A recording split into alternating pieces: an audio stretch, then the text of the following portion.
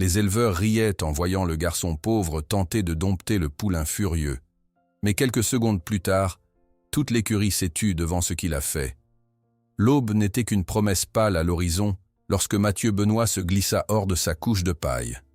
Le froid de Saint-Germain-en-Laye s'infiltrait entre les planches mal jointes du vieux bâtiment, faisant frissonner son corps maigre sous la mince couverture rapiécée.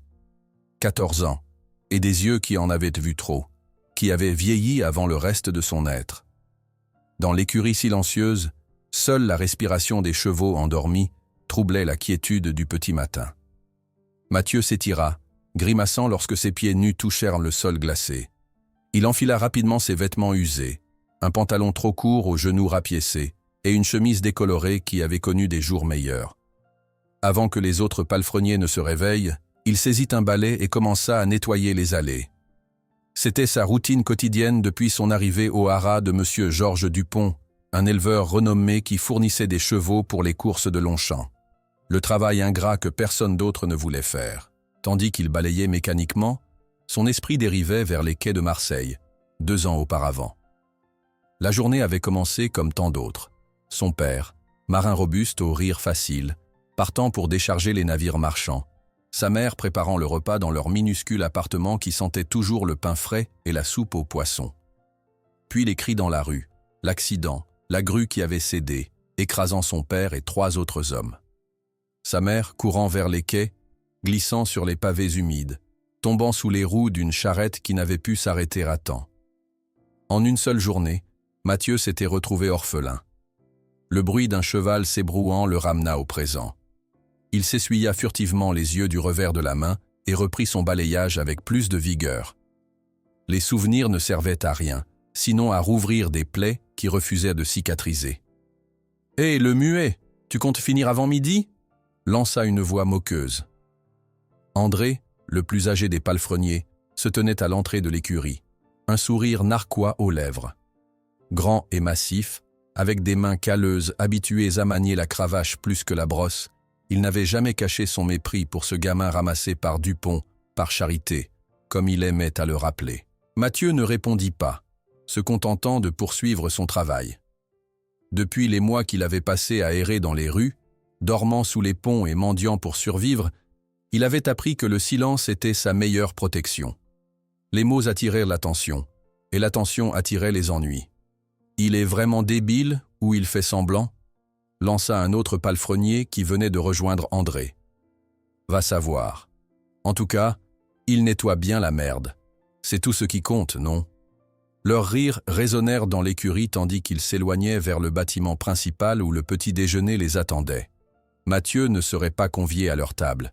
Il mangerait plus tard, les restes, assis seul dans un coin de la cuisine. Lorsqu'il eut terminé de balayer, il s'attaqua au curage des box. La paille souillée, la fourche qui s'enfonçait dans le fumier, la brouette qu'il fallait pousser jusqu'au tas de compost. Une routine épuisante mais prévisible qui occupait son corps et lui permettait de vider son esprit. Pendant ce temps, les autres palefreniers s'affairaient autour des chevaux de valeur. Mathieu observait du coin de l'œil leur méthode, les cravaches qui claquaient sur les flancs nerveux, les morts tirés brutalement, les cris et les jurons qui accompagnaient chaque résistance de l'animal. « Tiens-le ferme, bon sang !» hurlait André à un jeune aide qui peinait à maîtriser un yearling agité. « Ces bêtes ne comprennent que la force. » Mathieu détourna le regard, se souvenant des navires où travaillait son père, des contremaîtres aux voix rauques qui aboyaient des ordres, de la peur constante qui régnait parmi les dockers. Même ici, loin de la mer, il retrouvait cette même brutalité, ce même mépris pour la vulnérabilité. Une fois ses corvées terminées, et tandis que les autres étaient occupés, Mathieu se glissait souvent près des boxes pour observer les chevaux.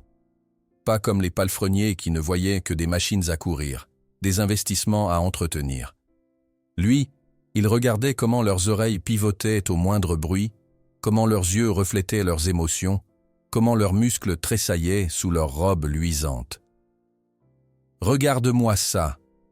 Le muet parle aux chevaux maintenant !» s'exclama un jour un jeune palefrenier en découvrant Mathieu assis silencieusement devant le box d'une jument alezan. « Faut croire que les animaux sont la seule compagnie qu'il peut se trouver !» renchérit un autre, déclenchant l'hilarité générale. Mathieu encaissa leur moquerie sans broncher. Dans le silence, il avait trouvé une forme de sécurité. Dans le silence, il avait appris à observer ce que personne d'autre ne voyait. Ce matin d'automne, alors que les feuilles dorées tourbillonnaient dans la cour du haras, une élégante calèche noire franchit le portail principal. Mathieu, qui transportait du foin vers les écuries, s'arrêta pour observer l'arrivée. La voiture était tirée par 2 percherons d'un noir de jais, leur harnachement orné d'argent témoignant de la richesse de leur propriétaire. Monsieur Dupont sortit précipitamment de son bureau, lissant sa veste et ajustant son chapeau. C'était un homme corpulent aux favoris grisonnants, dont les yeux calculateurs évaluaient constamment le profit potentiel de chaque situation. « Ah, monsieur le baron, quel plaisir de vous recevoir !» s'exclama-t-il en s'inclinant légèrement. De la calèche descendit un homme élancé, vêtu d'un costume sombre et coiffé d'un haut de forme. Derrière lui, 2 hommes robustes en livrée attendirent ses instructions. « Le chargement est arrivé sans encombre ?» demanda Dupont, une lueur d'avidité dans le regard. « Oui, mais il a fallu 3 hommes pour le maîtriser », répondit le baron en secouant la tête. « Cette bête est aussi magnifique que dangereuse. » Sur un geste du baron, les 2 laquais se dirigèrent vers l'arrière de la calèche et ouvrirent les portes. Une rampe fut déployée, et après quelques instants de lutte et des jurons étouffés, ils apparurent, tirant avec difficulté un magnifique étalon noir. Tonnerre Noir. Le nom semblait avoir été conçu pour lui. Sa robe d'un noir profond luisait sous le soleil automnal comme du charbon poli. Grand et puissant, il possédait l'élégance racée des Arabes et la force impressionnante des Normands. Mais ce qui frappait le plus, c'était la fureur qui animait chacun de ses mouvements. Il se cabrait, tentait de ruer malgré les entraves qui le retenaient, ses naseaux dilatés soufflant des nuages de vapeur dans l'air frais. Un Arabe normand de pure lignée, expliquait fièrement Dupont aux quelques palefreniers et visiteurs qui s'étaient rassemblés pour admirer l'animal. « J'ai payé une fortune pour ce garçon, mais avec son pédigré, il nous rapportera bien plus aux enchères, ou comme étalon reproducteur. » Ce qu'il omettait de mentionner, mais que les murmures entre palefreniers révélèrent bientôt, c'était l'histoire sinistre qui accompagnait l'animal. « Il a tué son ancien propriétaire, chuchotait-on, d'un coup de sabot en pleine poitrine. Et il a presque arraché le bras d'un palefrenier qui tentait de le ferrer, ajoutait un autre. Un démon sauvage, concluaient-ils tous, mais avec du sang de champion. Mathieu observait la scène depuis sa position près du tas de foin. Il vit comment les hommes tirèrent brutalement sur les cordes pour forcer les talons à avancer, comment leurs éperons s'enfonçaient dans ses flancs jusqu'à faire perler des gouttes de sang sur sa robe noire. L'animal fut finalement traîné jusqu'à un box isolé, à l'extrémité de l'écurie principale. Ses hennissements furieux résonnaient, tandis qu'il se débattait, les yeux exorbités de panique, l'écume blanchissant son poitrail. Lorsqu'il fut enfin enfermé, il se jeta contre les parois avec une telle violence que tous reculèrent, craignant qu'il ne se brise le cou. « Celui-là va avoir besoin d'une main ferme », déclara Dupont, en faisant claquer sa cravache contre sa botte. Son visage s'était durci, toute jovialité disparue. Une semaine au cafson court, sans eau ni nourriture, jusqu'à ce qu'il apprenne qui commande. Il fit une pause, puis ajouta avec un geste tranchant à la gorge « S'il reste sauvage après ça ?» Les palefreniers hochèrent la tête avec approbation. C'était la méthode traditionnelle, briser l'esprit de l'animal pour le soumettre à la volonté humaine. Mathieu, lui, sentit son estomac se nouer. Dans les yeux affolés de Tonnerre Noir, il reconnaissait quelque chose, une terreur primale qu'il avait lui-même ressentie lorsqu'il s'était retrouvé seul dans les rues hostiles de Marseille. La journée s'écoula lentement. Mathieu termina ses corvées habituelles, mais son esprit revenait sans cesse vers le nouvel arrivant. À plusieurs reprises, il passa devant le box isolé, observant l'étalon qui tournait comme un fauve en cage, s'arrêtant parfois pour se jeter contre les parois dans une tentative désespérée de fuir. Quand la nuit tomba enfin sur le haras et que tous les palefreniers se furent retirés dans leur quartier, Mathieu attendit que le silence s'installe complètement.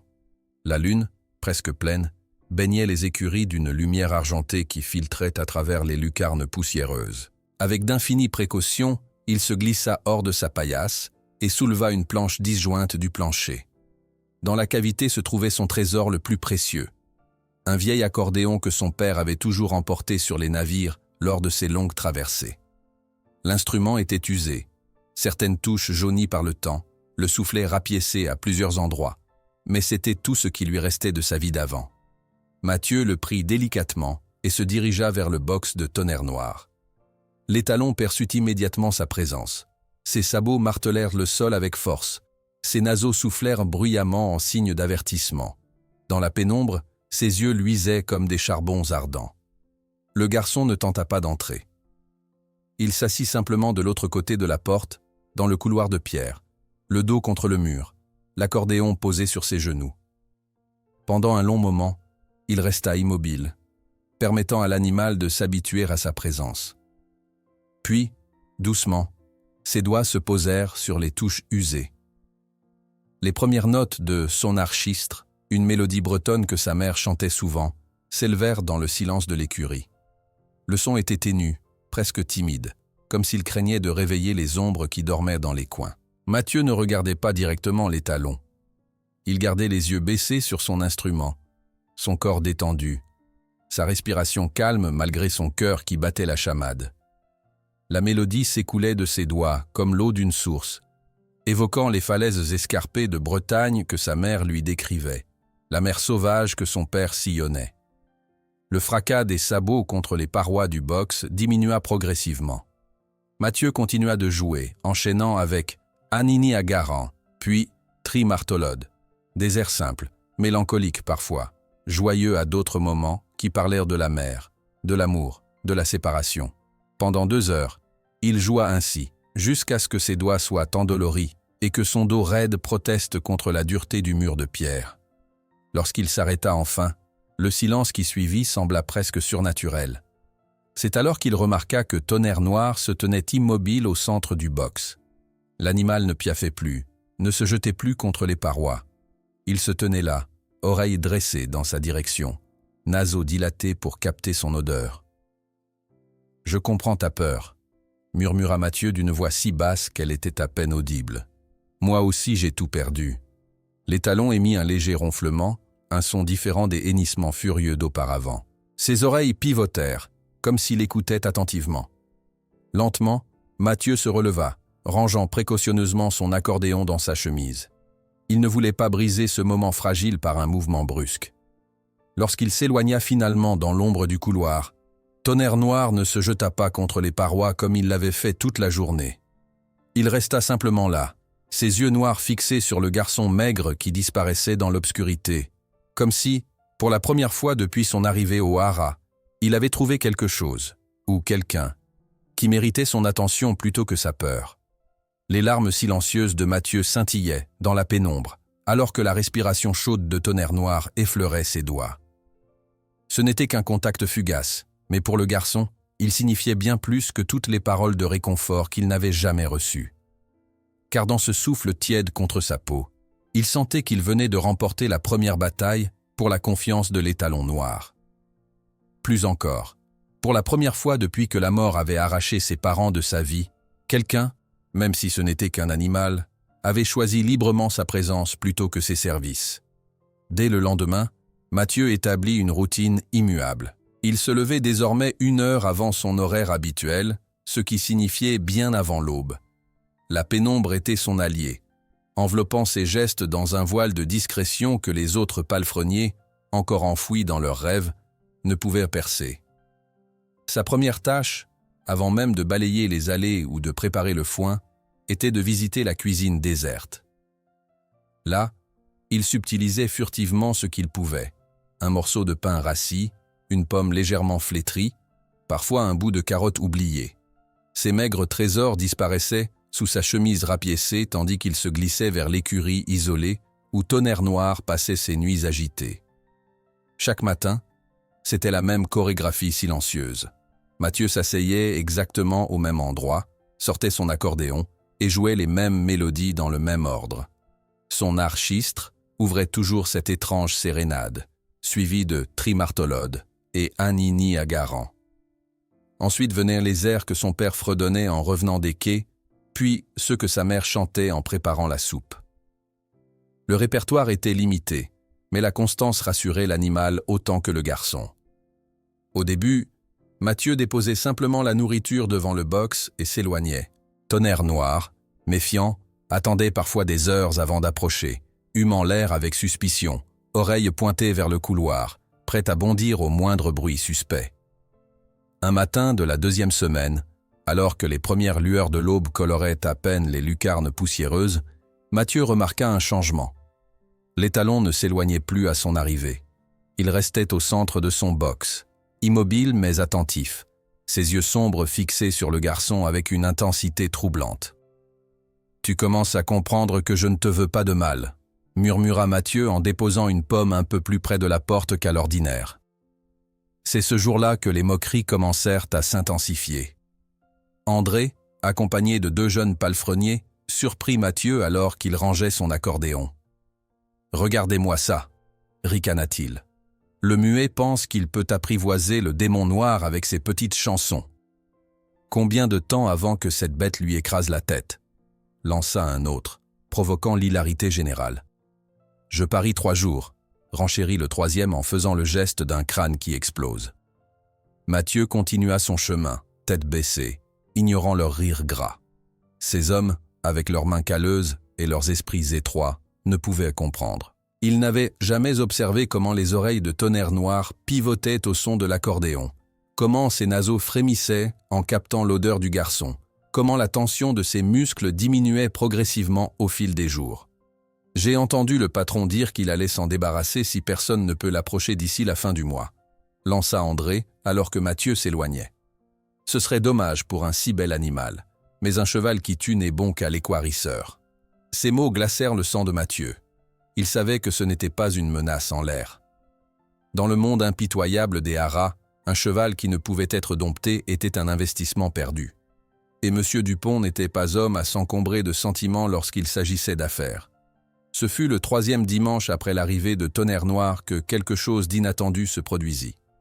Alors que Mathieu balayait l'allée principale, une jeune fille qu'il avait déjà aperçue s'approcha de lui.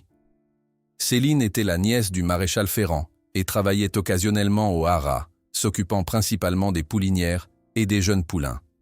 « Je t'ai vu, tu sais », dit-elle doucement, s'assurant que personne d'autre ne pouvait l'entendre.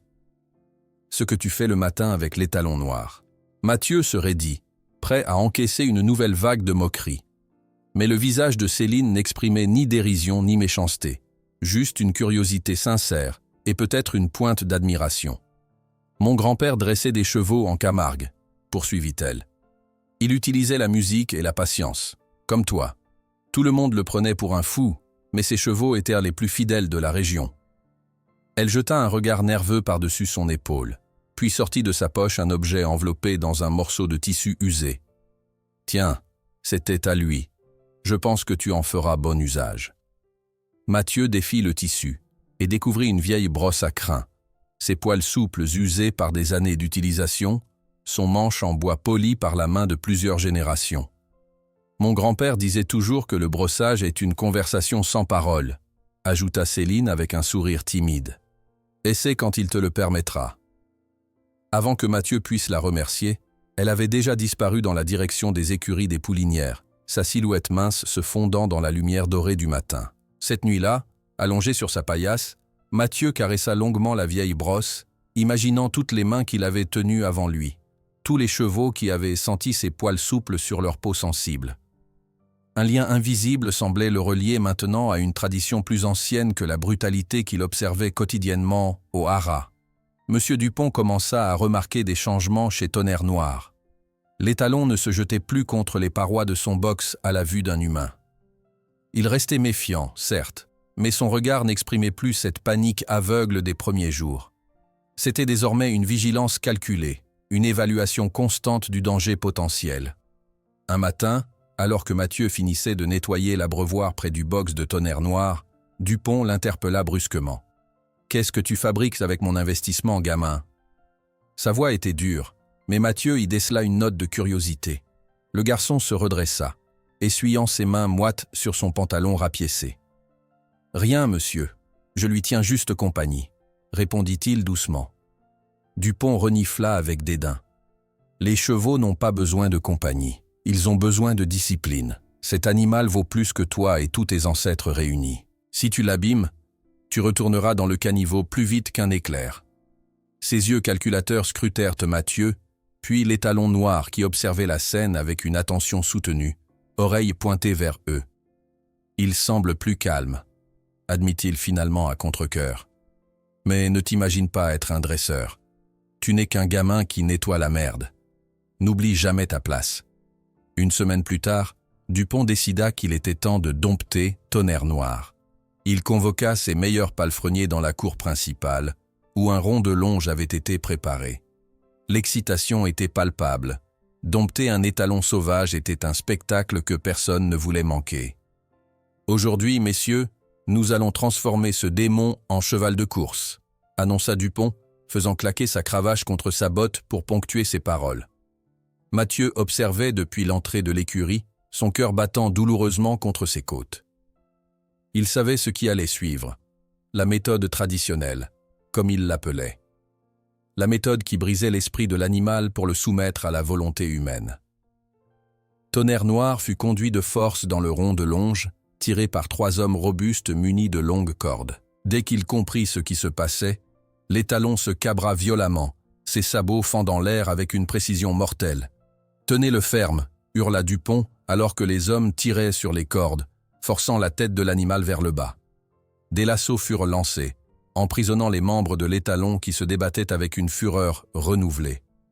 Le vacarme était assourdissant. Hennissements rageurs, jurons des hommes, claquements de fouet. Mathieu ferma les yeux un instant, incapable de supporter la vision de cette violence.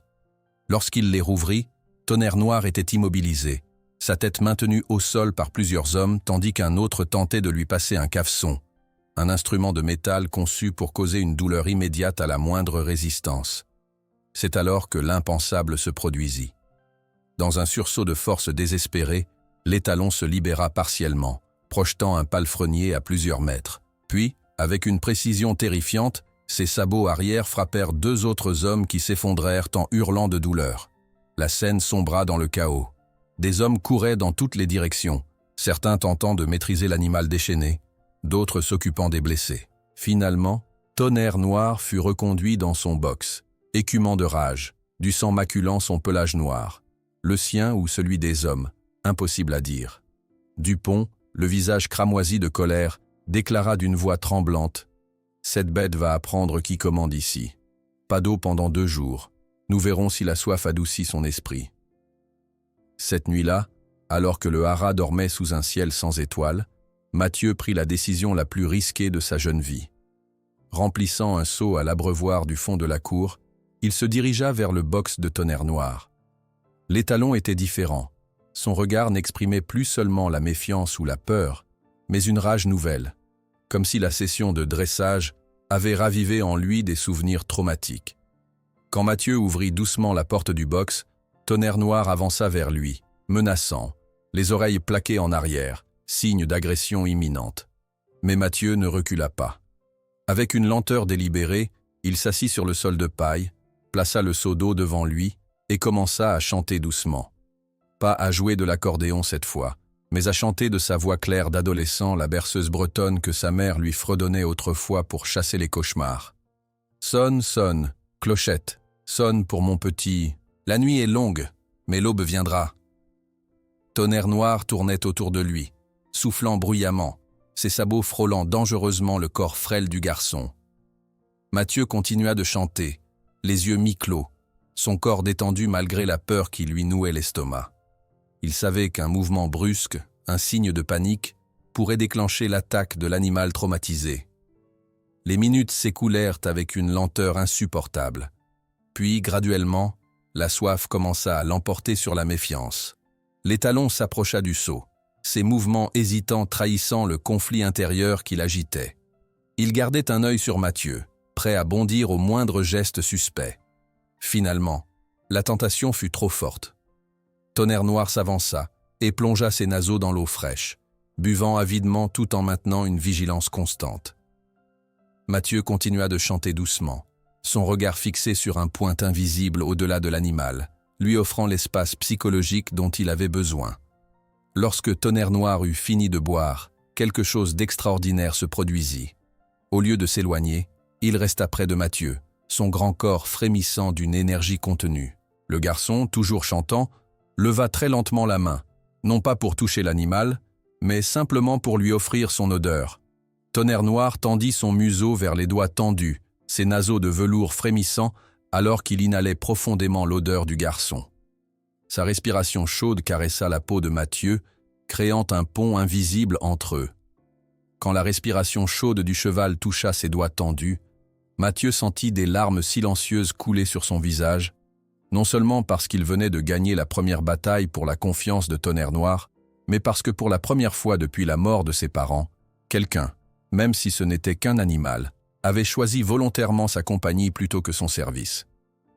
La nouvelle du lien spécial entre Mathieu et Tonnerre Noir se répandit dans le haras comme le feu dans les champs secs d'été. Au début, ce n'était que des murmures entre palefreniers, des regards étonnés lorsque l'étalon noir cessait de s'agiter à l'approche du garçon maigre aux vêtements rapiécés. Puis les servantes de la maison principale commencèrent à observer depuis les fenêtres de la cuisine, pointant du doigt quand Mathieu s'asseyait près du box, son accordéon sur les genoux. « Le garçon magique qui dompte les démons », chuchotait la cuisinière en se signant discrètement. « Ils parlent leur langue », répondait le jardinier avec un hochement de tête entendu. « Mon père disait que certains naissent avec ce don. » 2 semaines après ce premier contact, Mathieu franchit une nouvelle étape. Ce matin-là, le soleil d'automne filtrait à travers les interstices des planches, créant des colonnes de lumière dorée dans la pénombre de l'écurie. Le garçon, fidèle à sa routine immuable, s'était assis dans le box de Tonnerre Noir, adossé contre la paroi de bois. L'étalon se tenait à distance respectable, mais sans l'agitation nerveuse des premiers jours. Mathieu sortit délicatement la brosse à crin que Céline lui avait offerte. Le manche en bois poli semblait chaud sous ses doigts, comme animé d'une énergie propre. « Je vais te brosser un peu », murmura-t-il doucement. « Juste pour t'aider à être beau. » Il tendit la brosse vers Tonnerre Noir, la laissant visible, sans mouvement brusque. L'animal observa l'objet avec méfiance, ses naseaux frémissant pour en capter l'odeur. « Mon père disait toujours qu'un homme qui prévient avant d'agir est un homme de confiance, » continua Mathieu, se remémorant les leçons apprises sur les quais de Marseille. Il n'aimait pas les contremaîtres qui hurlèrent des ordres sans prévenir. Il disait que c'était ainsi qu'arrivaient les accidents. Tonnerre Noir s'approcha, curieux malgré sa réserve. Ses yeux sombres reflétaient une intelligence troublante, comme s'il saisissait le sens des paroles du garçon au-delà des mots eux-mêmes. Avec une lenteur délibérée, Mathieu commença à brosser l'encolure puissante de l'étalon. Des gestes doux, réguliers, presque hypnotiques. La poussière et les brins de paille se détachèrent du pelage noir, révélant des reflets bleutés sous la lumière oblique du matin. C'est ainsi que Madame Rousseau les découvrit. Elle apparut dans l'embrasure de la porte comme une apparition d'un autre temps. Une dame âgée, mince et droite malgré les années, vêtue d'une robe sombre au col de dentelle, ses cheveux blancs coiffés en un chignon sévère sous un chapeau démodé mais élégant. Mathieu ne l'avait jamais vue, mais il reconnut immédiatement l'autorité naturelle qui émanait d'elle. Une larme silencieuse coulait sur sa joue ridée tandis qu'elle observait le garçon et l'étalon. « C'est ainsi que mon mari dressait les chevaux pour la cour française, » dit-elle d'une voix légèrement tremblante. « Exactement ainsi. » Surpris, Mathieu cessa son mouvement.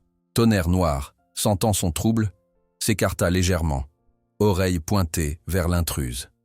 « N'arrêtez pas, jeune homme, » reprit-elle avec douceur. « Je ne faisais que passer. Monsieur Dupont m'a parlé de cet étalon difficile.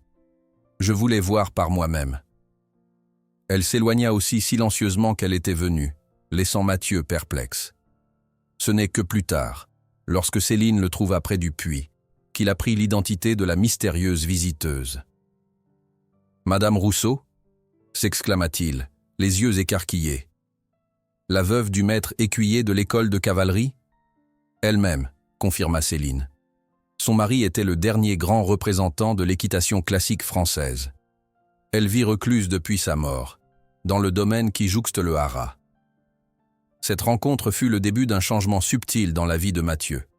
Désormais, il sentait un regard bienveillant suivre ses interactions avec Tonnerre Noir.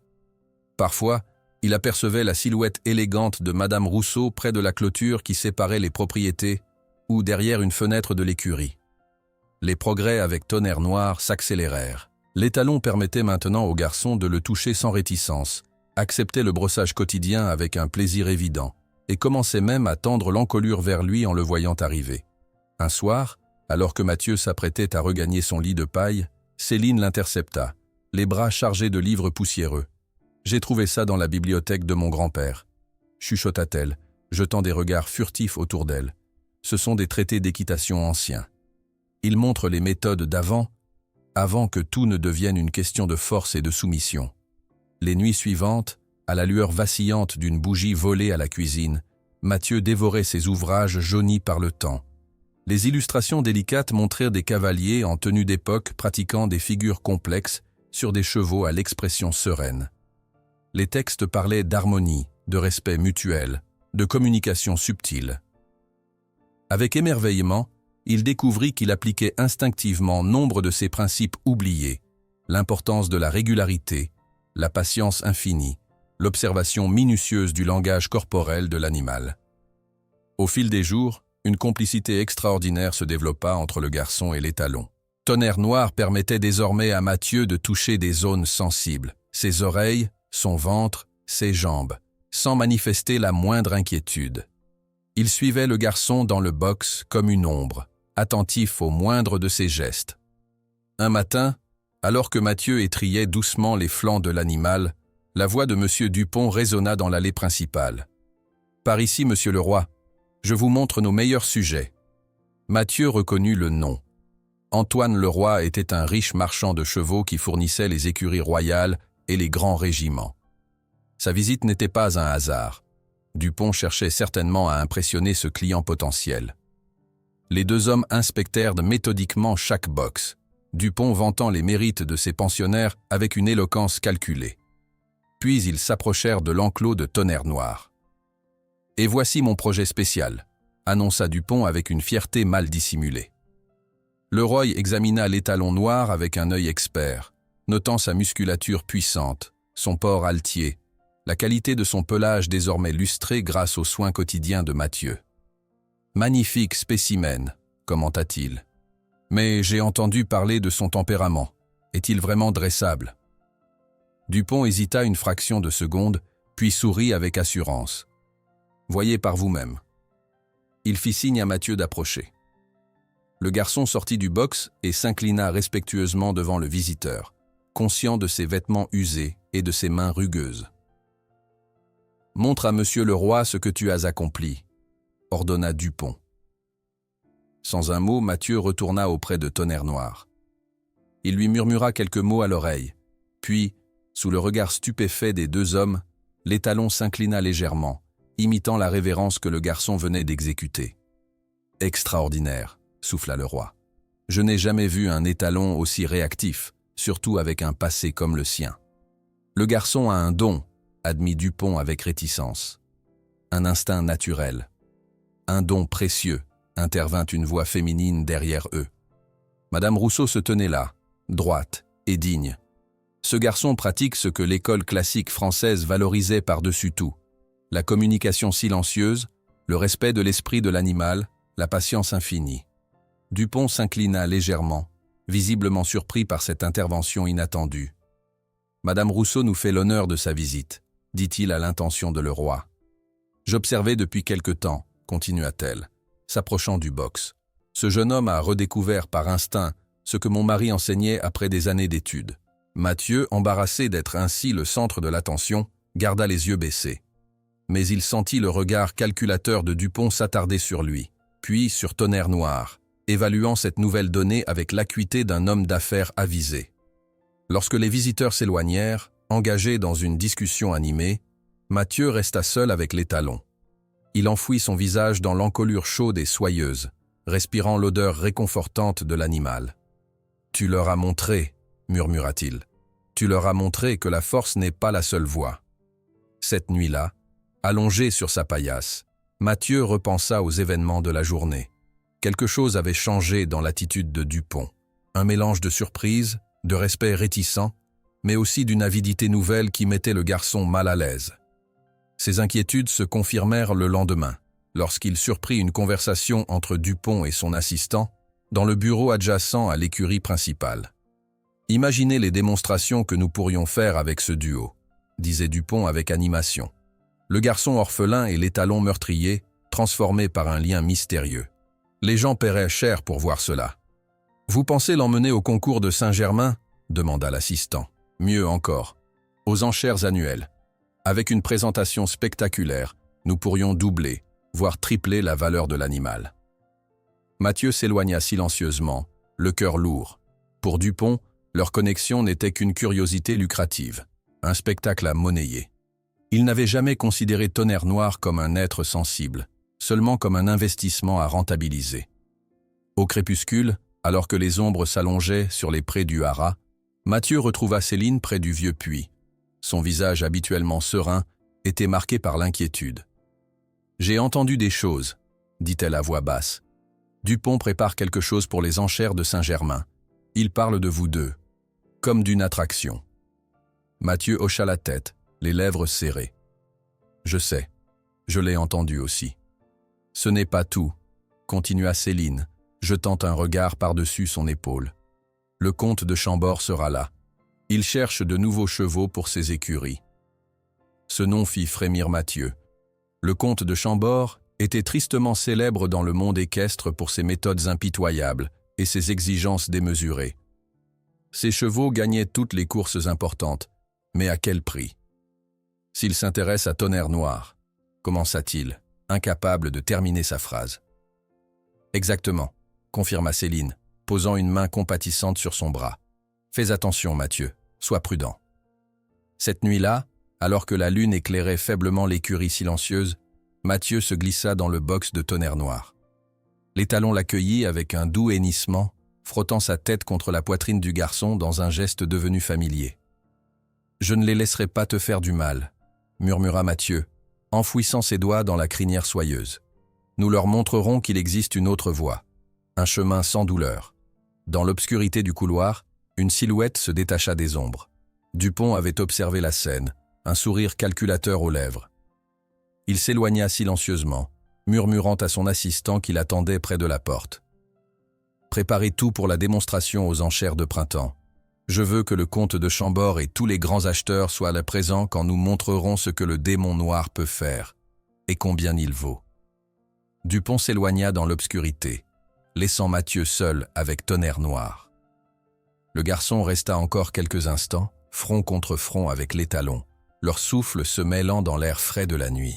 Il sentait que quelque chose d'important se préparait, quelque chose qui pourrait tout changer entre eux.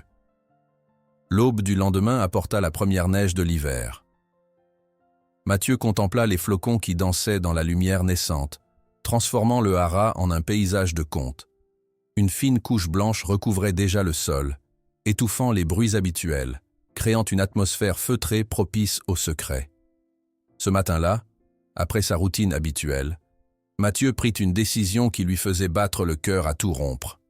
Dans un coin reculé de la sellerie, il avait repéré une vieille selle légère, oubliée là depuis des années. Elle était simple, sans ornement, le cuir craquelé par le temps mais encore solide. Pendant des jours, il l'avait nettoyée en secret, assouplissant le cuir avec de la graisse de mouton subtilisée dans les cuisines. « Aujourd'hui est un grand jour », murmura-t-il à Tonnerre Noir en entrant dans son box, la selle légère dissimulée sous une couverture. L'étalon dressa les oreilles, attentif comme toujours à la voix du garçon. Son regard s'attarda sur l'objet inhabituel, mais sans manifester d'inquiétude. « Je vais te montrer ce que je porte », expliqua doucement Mathieu, découvrant lentement la selle. « C'est pour toi, pour que nous puissions sortir ensemble. » Tonnerre Noir renifla l'objet avec curiosité. Mathieu lui laissa tout le temps d'explorer, de comprendre que cette chose étrange n'était pas une menace. L'étalon se souvenait des selles, bien sûr. Elles avaient souvent été accompagnées de sangles trop serrées, de morts douloureux, d'éperons cruels. Mais l'odeur de celle-ci était différente, imprégnée de l'essence de Mathieu, associée à la sécurité et non à la douleur. « Je vais la poser sur ton dos maintenant », annonça le garçon après plusieurs minutes. « Si tu n'aimes pas, je l'enlèverai tout de suite. » Avec des gestes d'une lenteur délibérée, il approcha la selle du flanc de Tonnerre Noir. C'était le moment critique, celui où tant de dompteurs avaient échoué, recevant des ruades violentes en réponse à leur précipitation. Mais Mathieu n'était pas pressé. Le temps, avait-il compris, n'existait pas de la même façon pour les chevaux. Seule comptait la constance, la prévisibilité rassurante des gestes répétés sans surprise. Tonnerre Noir frémit légèrement quand le cuir effleura son pelage, mais ne recula pas. Il tourna simplement la tête pour observer ce que faisait le garçon, ses grands yeux sombres reflétant non pas la peur, mais une confiance prudente durement gagnée au fil des semaines. « Tu es extraordinaire », souffla Mathieu en ajustant doucement la selle. À l'autre bout du haras, Céline créait la diversion dont ils avaient convenu la veille. Renversant accidentellement un seau d'eau dans l'allée principale, elle attira l'attention des palefreniers qui se précipitèrent pour éviter que l'eau ne gèle sur les pavés par cette froide matinée. « Maladroite !» gronda André. « Va chercher de la sueur pour éponger ça. »« Tout de suite !» répondit-elle, dissimulant un sourire tandis qu'elle s'éloignait, jetant un regard complice vers l'écurie isolée où se trouvait Mathieu. Profitant de cette diversion, le garçon guida Tonnerre Noir hors de son box, puis par la porte arrière rarement utilisée qui donnait directement sur les pâturages. L'étalon hésita sur le seuil, humant l'air froid, ses naseaux dilatés exhalant des nuages de vapeur. Cela faisait des mois qu'il n'avait pas mis un sabot hors de son box, et la neige était un phénomène nouveau pour lui. « Vas-y », encouragea doucement Mathieu. « C'est juste de l'eau gelée. » Tonnerre Noir avança prudemment, testant la surface blanche d'un sabot méfiant. La sensation étrange sous ses pieds le fit tressaillir, mais la présence rassurante de Mathieu à ses côtés l'encourageait à explorer. Pas à pas, ils s'éloignèrent des bâtiments, traversant les pâturages endormis jusqu'à atteindre un champ isolé, bordé d'une haie de hêtres qui les dissimulait au regard. Là, dans ce sanctuaire improvisé, Mathieu s'arrêta. Le soleil d'hiver perçait maintenant les nuages, faisant scintiller la neige autour d'eux. Tonnerre Noir semblait transfiguré dans cette lumière, son pelage noir absorbant les rayons dorés, sa crinière soulevée par la brise légère, ses yeux reflétant le ciel pâle. « Nous y sommes », dit Mathieu, caressant l'encolure puissante. « Notre premier vrai moment de liberté ensemble. » Le garçon hésita, conscient de l'importance de ce qui allait suivre. Monter Tonnerre Noir n'était pas qu'un acte physique, c'était franchir un seuil invisible dans leur relation, une ultime preuve de confiance mutuelle. Avec des mouvements fluides qui semblaient presque chorégraphiés, Mathieu se hissa sur le dos de l'étalon. Pas de bondissement brutal, pas de résistance, juste un léger ajustement sous ce poids nouveau mais familier. « Nous l'avons fait », murmura Mathieu, incrédule malgré lui. Les premiers pas furent hésitants. Tonnerre Noir s'adaptait à cette présence sur son dos, si différente des cavaliers brutaux qu'il avait connus. Mathieu ne tirait pas sur sa bouche, ne lui enfonçait pas les talons dans les flancs. Ses jambes reposaient légèrement contre son corps, son poids parfaitement équilibré. Progressivement, leurs mouvements s'harmonisèrent. Un léger déplacement du poids de Mathieu suffisait à indiquer la direction, un murmure remplaçait l'ordre brutal. Tonnerre Noir répondait avec une sensibilité surprenante, comme s'il redécouvrait un langage oublié. Le pas devint trot, le trot se transforma en galop. Bientôt, ils volaient littéralement au-dessus de la neige, leurs silhouettes se détachant sur l'horizon blanc. Pour la première fois depuis la tragédie des quais de Marseille, Mathieu sentit une joie pure l'envahir, cette sensation d'unité parfaite avec un autre être, cette liberté absolue du mouvement partagé.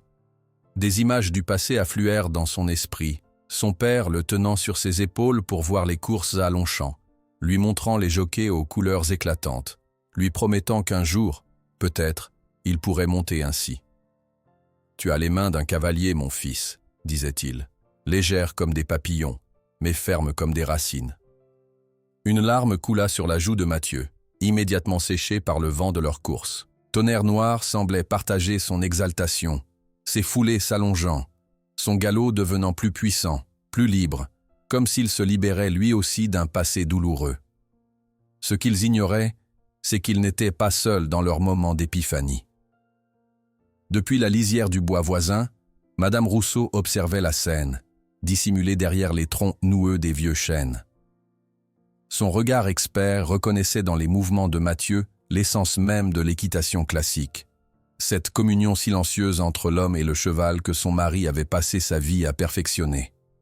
Exactement comme Philippe l'aurait fait, murmura-t-elle, émue jusqu'aux larmes. Le temps sembla suspendu dans ce champ enneigé, mais Mathieu savait qu'il devait rentrer avant que leur absence ne soit remarquée. À regret, il dirigea Tonnerre-Noir vers l'écurie, prenant soin d'emprunter le même chemin discret. De retour dans le box, il s'empressa de sécher soigneusement le pelage de l'étalon avec de la paille propre, effaçant toute trace de leur escapade. Tonnerre-Noir se laissa faire avec une docilité confiante, ses yeux mi-clos de contentement sous les mains attentives du garçon. « Notre secret », chuchota Mathieu en rangeant la vieille selle dans sa cachette. Lorsqu'il sortit finalement de l'écurie, le cœur encore battant d'émotion, une silhouette élégante l'attendait. Madame Rousseau se tenait droite malgré le froid, ses mains gantées de noir croisées devant elle. « Vous devez connaître l'héritage de mon mari », dit-elle sans préambule. Mathieu s'immobilisa, incertain de la réaction à adopter. Avait-elle vu? Allait-elle le dénoncer à Dupont? Je ne comprends pas, madame, balbutia-t-il. Vous comprenez parfaitement, jeune homme, répondit-elle avec un sourire qui adoucit son visage austère. Ce que vous faites d'instinct, mon Philippe l'enseignait après des années d'études. Cette connexion, cette danse silencieuse avec l'animal, c'est l'essence même de notre tradition équestre française, celle que nous sommes en train de perdre au profit de méthodes barbares. Elle s'approcha, baissant la voix. « Venez me voir demain. J'ai des livres, des notes, tout le savoir accumulé par mon mari durant sa carrière à l'école de cavalerie. Ce savoir vous appartient désormais. » Avant que Mathieu puisse répondre, elle s'éloigna, sa silhouette sombre se fondant dans le paysage hivernal. Le garçon resta immobile, assimilant lentement ce qui venait de se passer. Un sentiment mêlé d'excitation et d'appréhension l'envahit. Il avait trouvé une alliée, mais aussi augmenté les risques de voir son secret découvert. À l'heure du dîner, Céline le rejoignit près des écuries. « Ça a marché ?» chuchota-t-elle, les yeux brillants de curiosité. « Parfaitement », confirma Mathieu, incapable de dissimuler son bonheur. « Il m'a fait confiance, Céline, complètement. »« Je n'en ai jamais douté, » répondit-elle avec un sourire radieux. « Mais fais attention, j'ai entendu Dupont parler du Lélan, des enchères. Il prépare quelque chose d'important. » L'avertissement de Céline ramena Mathieu à la réalité. Dans l'euphorie de cette journée magique, il avait presque oublié les plans de Dupont, le comte de Chambord, les dangers qui planaient sur leur avenir. Cette nuit-là, alors que le haras s'endormait sous un ciel étoilé, Mathieu retourna auprès de Tonnerre-Noir. L'étalon l'accueillit avec un hennissement doux, presque un murmure complice entre amis. « Tu as été magnifique aujourd'hui », chuchota le garçon, grattant le front de l'animal à cet endroit précis qu'il aimait tant. « Demain, nous apprendrons encore plus ensemble. » Assis dans la paille fraîche, adossé contre le flanc chaud de Tonnerre-Noir, Mathieu laissa son esprit vagabonder. Il imagina d'autres chants, d'autres galops, un avenir où ils seraient libres tous les deux. Ses rêveries furent interrompues par le bruit de bottes sur les pavés de l'allée principale. Dupont traversait l'écurie avec un assistant, une lanterne à la main, vérifiant que tout était en ordre avant la nuit. « Le garçon a fait des miracles avec ce démon, » disait-il, s'arrêtant brièvement devant le box de Tonnerre-Noir. « Qui l'eût cru ? »« Que comptez-vous faire pour les enchères, monsieur ?» demanda l'assistant. « Une démonstration spectaculaire, » répondit Dupont, son visage partiellement éclairé par la lueur vacillante de la lanterne. « Quelque chose qui fera monter les enchères à des sommes jamais vues. » Leurs voix s'éloignèrent, mais leurs paroles restèrent suspendues dans l'air comme une menace. Mathieu serra les poings, une détermination nouvelle s'ancrant en lui. Il ne laisserait personne arracher Tonnerre-Noir à sa nouvelle vie, le transformer à nouveau en cette créature terrifiée qu'il avait découverte des mois plus tôt. « Nous leur montrerons, » murmura-t-il à l'oreille du cheval. « Nous montrerons à tous qu'il existe un autre chemin, un chemin sans douleur. » Tandis que le garçon s'éloignait par le couloir obscur de l'écurie, il ne remarqua pas la silhouette de Dupont émergeant des ombres, ni n'entendit ses paroles murmurées à un assistant. « Organisez tout pour la démonstration au Lélan de printemps, Je veux que le comte de Chambord et tous les grands acheteurs soient présents quand nous montrerons ce que le démon noir peut faire, et combien il vaut. » Les mots de Dupont résonnèrent dans l'esprit de Mathieu toute la nuit, perturbant son sommeil habituellement paisible. Le Leyland de printemps, les enchères annuelles, représentaient une menace tangible pour tout ce qu'il avait construit avec Tonnerre Noir. Lorsqu'il s'éveilla le lendemain, une résolution nouvelle s'était formée en lui. Il devait agir, se préparer, apprendre tout ce qu'il pourrait pour protéger son ami équin. L'invitation de Madame Rousseau était tombée à point nommé. Après avoir terminé ses corvées matinales et passé quelques moments précieux avec Tonnerre Noir, Mathieu se dirigea vers le domaine voisin. Le cœur battant, il franchit la grille en fer forgé ornée de motifs équestres, intimidé par l'élégance austère de la demeure qui se dressait au bout d'une allée bordée de tilleuls centenaires. Une domestique âgée l'accueillit avec un regard évaluateur, scrutant ses vêtements usés et ses mains rugueuses avant de le conduire à travers des corridors aux boiseries sombres. Mathieu se sentait déplacé, comme une tache de boue sur un tapis précieux. Mais il se redressa, pensant à Tonnerre Noir qui comptait sur lui. « Ah, vous voilà !» l'accueillit Madame Rousseau, debout au centre d'une vaste pièce dont les murs disparaissaient, sous des étagères chargées de livres. « Bienvenue dans le sanctuaire de mon défunt mari. » Mathieu resta bouche bée devant cette bibliothèque impressionnante. Du sol au plafond s'élevaient des rayonnages remplis d'ouvrages reliés en cuir, certains manifestement anciens. Des tableaux représentant des chevaux célèbres alternaient avec des vitrines contenant des morts, éperons et autres équipements équestres d'un autre âge. « Je n'ai jamais vu autant de livres, » balbutia-t-il, soudain conscient de son illettrisme partiel, héritage d'une éducation interrompue trop tôt. « Ne vous inquiétez pas, » dit-elle, comme si elle lisait dans ses pensées. « Les images vous parleront autant que les mots. » D'un geste presque cérémonieux, elle souleva un grand volume relié de cuir rouge et le déposa sur une table en acajou. Le livre s'ouvrit sur des illustrations délicates, représentant des cavaliers en tenue d'époque, exécutant des figures complexes sur des chevaux à l'expression sereine. « François Robichon de la Guérinière », annonça-t-elle en caressant la page jaunie. « École de cavalerie imprimée en 1733. Il écrivait que « la violence n'a jamais produit un cheval véritablement raffiné ». Ces mots étaient la devise de mon Philippe. Elle tourna les pages avec précaution, révélant des gravures détaillées de mouvements équestres, piaffés, passages, levades, accompagnées d'annotations minutieuses. Vous voyez ces figures? Ce sont les fondements de l'équitation classique française. Pas des tours de cirque, mais l'expression la plus pure de l'harmonie entre l'homme et le cheval. Mathieu absorba ces images comme une terre assoiffée boit la pluie. Il reconnaissait instinctivement la justesse de ces postures, la communication subtile qu'elles impliquaient. Mon mari fut le dernier à maintenir vivantes ces techniques, poursuivit Madame Rousseau, une tristesse voilée dans la voix. Aujourd'hui, tous ne pensent qu'aux résultats rapides, aux victoires immédiates. La patience est devenue une vertu oubliée. Elle s'approcha d'une vitrine et en sortit un objet étrange, une badine extrêmement fine, terminée par une petite lanière de cuir souple. « La chambrière de présentation », expliqua-t-elle. « Pas pour frapper, mais pour suggérer. Un simple effleurement de l'air suffit à communiquer votre intention au cheval bien éduqué. » Pendant des heures, elle guida Mathieu à travers ce trésor de connaissances oubliées. Le garçon découvrit comment reconnaître un cheval dressé par la peur. Regardez toujours les yeux, ils ne mentent jamais. Et comment établir une communication basée sur des aides de plus en plus légères.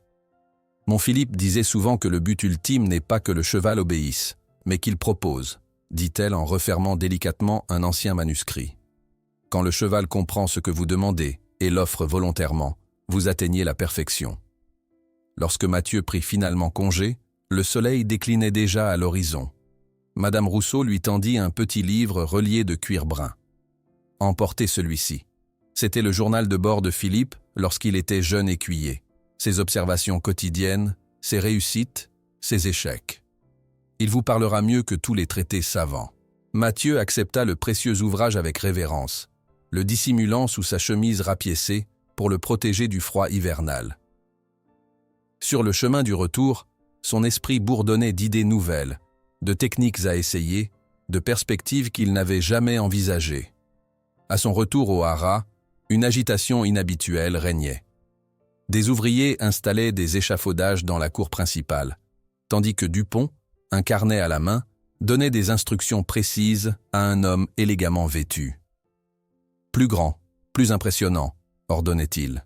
« Je veux que l'affiche soit visible depuis la route principale, que personne ne puisse la manquer. » Mathieu se faufila discrètement vers les écuries, mais la voix de Dupont l'arrêta. « Ah, te voilà enfin! Où étais-tu passé? Peu importe, viens voir ce que nous préparons pour toi et ton cheval démoniaque. » L'homme élégant déroula une grande feuille de papier. Mathieu étouffa un hoquet de surprise en découvrant l'esquisse d'une affiche spectaculaire. On y voyait un garçon, manifestement lui-même, bien que représenté de façon plus héroïque, debout sur le dos d'un étalon noir cabré. Au-dessus, en lettres flamboyantes, l'enfant qui dompta le démon. « Magnifique, n'est-ce pas ?»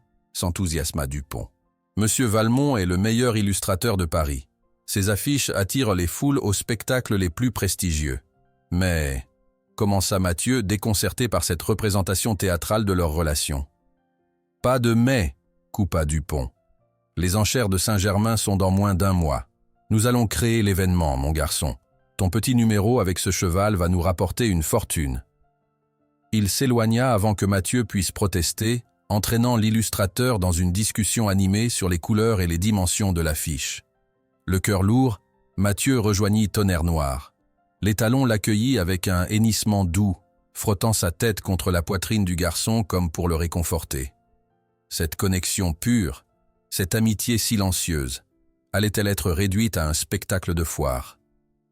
Cette nuit-là, à la lueur vacillante d'une bougie volée à la cuisine, Mathieu ouvrit le journal de Philippe Rousseau. L'écriture, élégante et précise, détaillait les défis quotidiens d'un jeune écuyer confronté à des chevaux difficiles, traumatisé par de précédents mauvais traitements. Les parallèles avec sa propre situation étaient frappants. « Aujourd'hui, Tempête a accepté le mort sans résistance », lisait-il. « Pas grâce à la force, mais parce que j'ai passé une semaine à simplement lui montrer l'objet, à le laisser le renifler, à l'associer à des moments agréables. La patience n'est pas une perte de temps, mais un investissement dans la confiance. » Ces mots résonnèrent profondément en Mathieu. N'était-ce pas exactement ce qu'il avait découvert par instinct avec Tonnerre Noir? Les jours suivants, il mit en pratique ses nouvelles connaissances.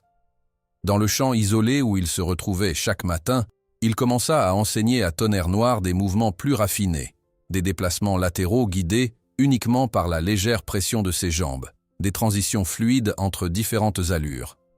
L'étalon semblait s'épanouir sous cette éducation respectueuse. Son regard, autrefois hanté par la peur et la méfiance, brillait désormais d'une intelligence éveillée, d'une curiosité presque joueuse. Il proposait parfois des mouvements que Mathieu n'avait pas encore demandés, comme s'il anticipait leurs prochaines étapes. Un matin, alors qu'il travaillait sur un exercice particulièrement délicat, Céline les rejoignit, le visage grave. « J'ai entendu des choses sur le comte de Chambord », dit-elle sans préambule. « Quelles choses ?» demanda Mathieu, une inquiétude sourde lui nouant l'estomac. « Ses méthodes. On dit que ses chevaux gagnent parce qu'ils n'ont pas le choix. La peur ne leur laisse pas d'autre option. Un palefrenier qui a travaillé pour lui est passé hier. Il a des cicatrices sur les bras, des coups de sabots de chevaux terrifiés. Et il dit que les chevaux sont encore plus marqués que lui. » Mathieu caressa distraitement l'encolure de Tonnerre Noir, sentant les muscles puissants se contracter sous ses doigts. « Il ne peut pas la voir, » murmura-t-il, plus pour lui-même que pour Céline. « Je ne laisserai pas cet homme détruire tout ce que nous avons construit. » « Le comte paie des prix records, » poursuivit Céline. « Les palefreniers parlent de sommes astronomiques pour ses dernières acquisitions. Il achète les meilleurs et les transforme en machines, c'est ce qu'ils disent. » Ces paroles pesèrent lourdement sur Mathieu alors qu'il ramenait Tonnerre Noir à son box. En traversant la cour principale, il aperçut Dupont en grande conversation avec son comptable, des liasses de documents étalés devant eux. « Les enchères sont dans 3 semaines, » disait Dupont avec animation. « Je veux tous les grands acheteurs présents. Envoyez des invitations spéciales au comte de Chambord, au baron Lefebvre, et à tous ceux qui peuvent surenchérir sérieusement. » Mathieu ralentit imperceptiblement, tendant l'oreille. « Et pour le prix de départ ?» demanda le comptable. « Le double de ce que nous avions prévu initialement, » répondit Dupont avec un sourire satisfait. L'étalon semble un animal complètement différent maintenant. Plus aucune trace de la bête sauvage qui a tué son précédent propriétaire. Cette nuit-là, seul dans le box avec Tonnerre Noir, Mathieu laissa échapper toutes ses craintes. « Je ne peux pas te laisser partir », murmura-t-il, enfouissant son visage dans la crinière soyeuse. « Pas après tout ce que nous avons traversé ensemble. » L'étalon resta immobile, comme s'il comprenait la gravité de la situation, son souffle chaud caressant la nuque du garçon dans un geste presque réconfortant. Le lendemain matin, Mathieu observa avec inquiétude Dupont qui inspectait Tonnerre Noir d'un œil évaluateur, notant sa musculature développée, son pelage lustré, son attitude calme mais alerte. « Il semble un autre animal maintenant », commenta-t-il satisfait. « Nous doublerons le prix initial. » Puis, se tournant vers son assistant qui l'accompagnait, il ajouta d'un ton détaché qui glaça le sang de Mathieu. « Je me fiche que le comte le transforme en cheval de guerre, tant qu'il paie ce qu'il vaut. » Ces mots confirmèrent toutes les craintes du garçon. Dupont ne voyait en Tonnerre Noir qu'une marchandise, un investissement à rentabiliser, sans considération pour ce que l'animal pourrait subir après la vente. Cette nuit-là, les mains tremblantes de colère et de peur, Mathieu sortit son accordéon de sa cachette et joua pour Tonnerre Noir une mélodie bretonne mélancolique, un air parlant de navires qui partent et ne reviennent jamais, tandis qu'une idée dangereuse commençait à se former dans son esprit. S'il ne pouvait empêcher la vente, peut-être pourrait-il fuir avec le cheval avant les enchères, même si cela signifiait devenir un voleur aux yeux de la loi. L'idée de fuir avec Tonnerre Noir avant les enchères hantait Mathieu jour et nuit. Mais où irait-il? Comment survivrait-il? Un garçon orphelin et un cheval réputé meurtrier. Ces questions tournoyaient dans son esprit comme des feuilles mortes dans un vent d'automne, sans jamais se poser sur une réponse satisfaisante. Les jours s'écoulèrent inexorablement. Et bientôt, l'aube du grand jour des enchères annuelles de Saint-Germain-en-Laye se leva dans un ciel d'un bleu limpide. Le haras tout entier bourdonnait d'activité depuis plusieurs heures déjà. Des palefreniers en livrée neuve s'affairaient autour des boxes, astiquant les cuirs, tressant les crinières, veillant à ce que chaque animal soit présenté sous son meilleur jour. Mathieu observait ce ballet frénétique depuis l'écurie isolée où Tonnerre Noir attendait, remarquablement calme au milieu de cette effervescence. L'étalon semblait percevoir l'importance de ce jour, son regard intelligent suivant les mouvements du garçon qui le brossait avec un soin particulier. « Aujourd'hui, nous devons leur montrer quelque chose qu'ils n'ont jamais vu, » murmura Mathieu, ses doigts démêlant méthodiquement la crinière noire. Quelque chose qu'ils ne pourront pas oublier. Le haras s'était métamorphosé. Des tentes élégantes aux couleurs vives avaient été dressées dans la cour principale. Des drapeaux et des bannières claquaient dans la brise printanière. Des carrosses luxueux commençaient à franchir les grilles, déversant un flot continu d'aristocrates en tenue somptueuse, de riches propriétaires terriens, d'éleveurs renommés et d'acheteurs internationaux venus spécialement pour cet événement prestigieux. Dupont, vêtu de son plus bel habit, se tenait à l'entrée, accueillant personnellement chaque invité d'importance, son visage rayonnant d'une satisfaction anticipée. Ses yeux, cependant, revenaient sans cesse vers l'horloge du clocher voisin, guettant l'arrivée d'un visiteur particulier. « Le comte est-il arrivé ?» demandait-il périodiquement à son assistant qui surveillait les entrées.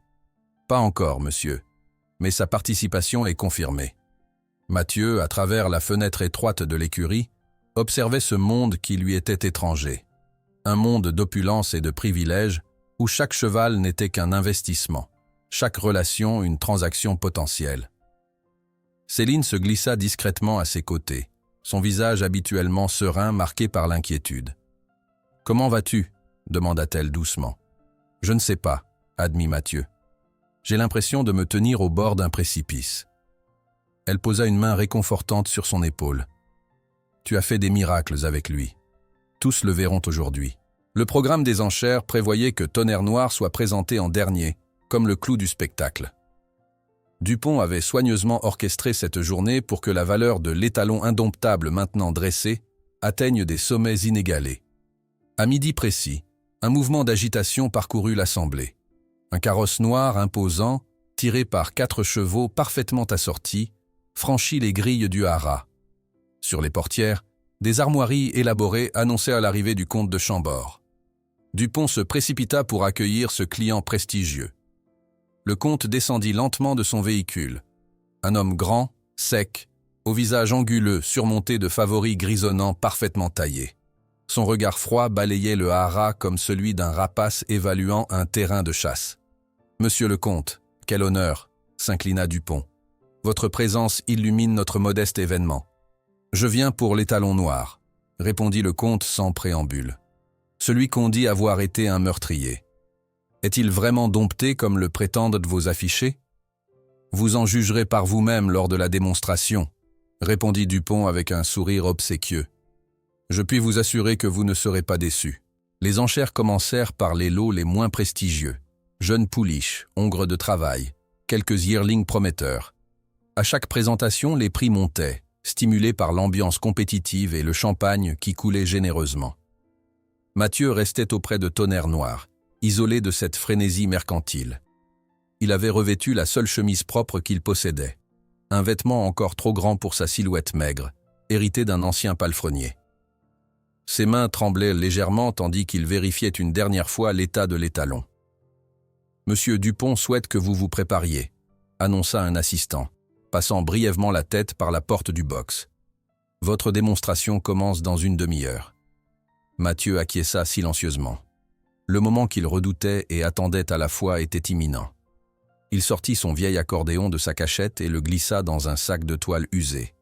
Puis, s'asseyant sur un ballot de paille, il ferma les yeux, cherchant à calmer son esprit tumultueux. « Je te fais confiance », murmura-t-il à Tonnerre Noir qui l'observait attentivement. « Et tu me fais confiance. C'est tout ce qui compte. » Lorsque l'heure arriva, Dupont lui-même vint chercher Mathieu et Tonnerre Noir. Son visage trahissait un mélange d'excitation et d'appréhension. « C'est le moment, garçon », dit-il en ajustant nerveusement sa cravate.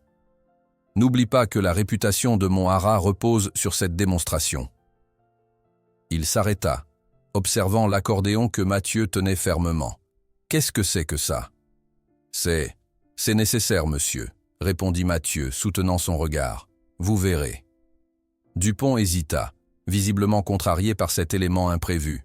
Mais le temps pressait. Il haussa les épaules et les conduisit vers l'arène principale où la foule des acheteurs attendait, impatiente. « Mesdames et messieurs », annonça Dupont d'une voix forte en montant sur une estrade décorée. « J'ai l'honneur de vous présenter aujourd'hui le joyau de notre haras, un étalon arabe normand de pure lignée, Tonnerre Noir. » Des murmures parcoururent l'assistance. Beaucoup avaient entendu parler de ce cheval à la réputation sinistre, celui qui avait tué son précédent propriétaire. Cet animal exceptionnel, autrefois réputé indomptable, a été transformé grâce à une méthode unique développée dans notre établissement.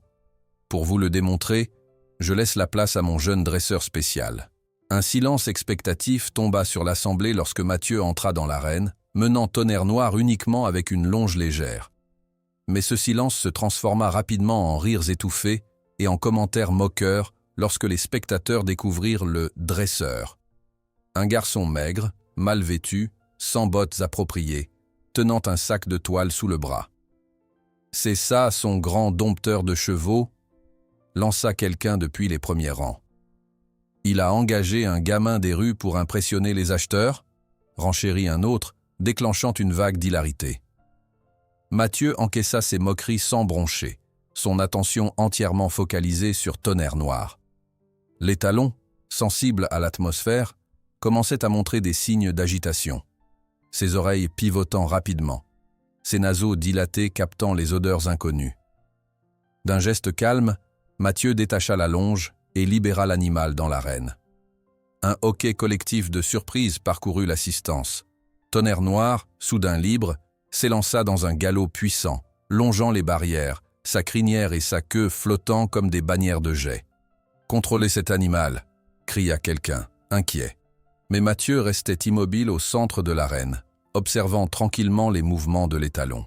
Tonnerre Noir hennissait, manifestant clairement son stress face à cette foule bruyante. Ses relents de peur ancienne semblaient refaire surface, transformant sa course en une fuite éperdue. C'est alors que Mathieu ouvrit son sac et en sortit le vieil accordéon. Un nouveau éclat de rire parcourut l'assemblée. « Il va jouer une sérénade au monstre ?» ricana un spectateur. Le comte de Chambord, assis au premier rang, se pencha vers Dupont, visiblement contrarié. « C'est une plaisanterie ?» Mais Dupont, pâle d'anxiété, ne pouvait que regarder, impuissant, la scène qui se déroulait. Les premières notes de son archistre s'élevèrent dans l'arène, hésitantes d'abord, puis de plus en plus assurées. La mélodie bretonne, simple et envoûtante, s'éleva dans l'air printanier comme un appel, un rappel, une promesse. Progressivement, quelque chose d'extraordinaire se produisit. Tonnerre Noir, qui semblait prêt à démolir les barrières de l'arène, commença à ralentir sa course effrénée. Ses oreilles, auparavant plaquées en arrière en signe de stress, pivotèrent vers la source de la musique. Ses mouvements, d'abord chaotiques, devinrent plus mesurés, presque cadencés. Le silence tomba sur l'assemblée. Même les plus sceptiques ne pouvaient nier la transformation qui s'opérait devant leurs yeux. L'étalon noir, décrivant des cercles de plus en plus serrés autour du garçon, semblait danser au rythme de l'accordéon, chacun de ses pas trouvant un écho dans la mélodie. Après quelques minutes de cette communion silencieuse, Mathieu cessa de jouer. Il rangea soigneusement l'instrument dans son sac et, dans un geste d'une simplicité désarmante, tendit simplement la main. Tonnerre Noir s'approcha, chaque pas délibéré, jusqu'à presser son museau contre la paume ouverte du garçon. Mathieu murmura quelque chose que personne d'autre ne pouvait entendre. Puis, dans un mouvement fluide qui semblait défier toute logique, l'étalon s'abaissa légèrement, permettant au garçon de monter sur son dos. Sans selle, sans bride, sans rien d'autre que la confiance construite entre eux. Le silence était total lorsque Mathieu guida Tonnerre Noir dans un tour parfait de l'arène, utilisant uniquement la pression de ses jambes et des murmures occasionnels. L'étalon, autrefois considéré indomptable, se mouvait avec la grâce d'un danseur, répondant au plus léger toucher. Lorsqu'ils s'immobilisèrent enfin au centre de l'arène, l'assemblée explosa en applaudissements. Madame Rousseau, qui observait depuis un coin discret, se leva, des larmes coulant librement sur son visage ridé. « C'est ainsi que les maîtres anciens dressaient », s'écria-t-elle d'une voix émue qui porta étrangement loin. « C'est l'esprit de la véritable équitation française. » Le comte de Chambord, cependant, ne partageait pas cet enthousiasme. Son visage s'était durci en un masque de dédain. « Des tours de cirque », dit-il avec mépris en se tournant vers Dupont. « Dans mes mains, cet animal gagnera des courses, pas fera des danses pour amuser la plèbe. » Il se leva de son siège et s'approcha de la barrière. « J'offre 20 000 francs pour le cheval. C'est plus que vous n'obtiendriez jamais pour un animal avec son passif. » Dupont hésita brièvement, ses yeux allant de la somme considérable proposée au visage suppliant de Mathieu qui venait de descendre du dos de Tonnerre Noir. « Marché conclu, » dit-il finalement, tendant la main au comte. Quand Mathieu retourna aux écuries et découvrit la vente, son monde s'écroula. Il courut jusqu'au bureau de Dupont, oubliant toute retenue. « Vous ne pouvez pas le vendre au comte !» s'écria-t-il, les larmes aux yeux. « Il va détruire tout ce que nous avons construit. » « Construit ?» Dupont rit avec mépris. « Tu n'as rien construit, gamin. Le cheval est à moi, le haras est à moi, et toi aussi tu es à moi tant que tu es sous mon toit. Le comte paiera une fortune pour cet animal, et toi, tu retourneras nettoyer les écuries, là où est ta place. » Les paroles de Dupont résonnèrent dans l'écurie comme un coup de fouet.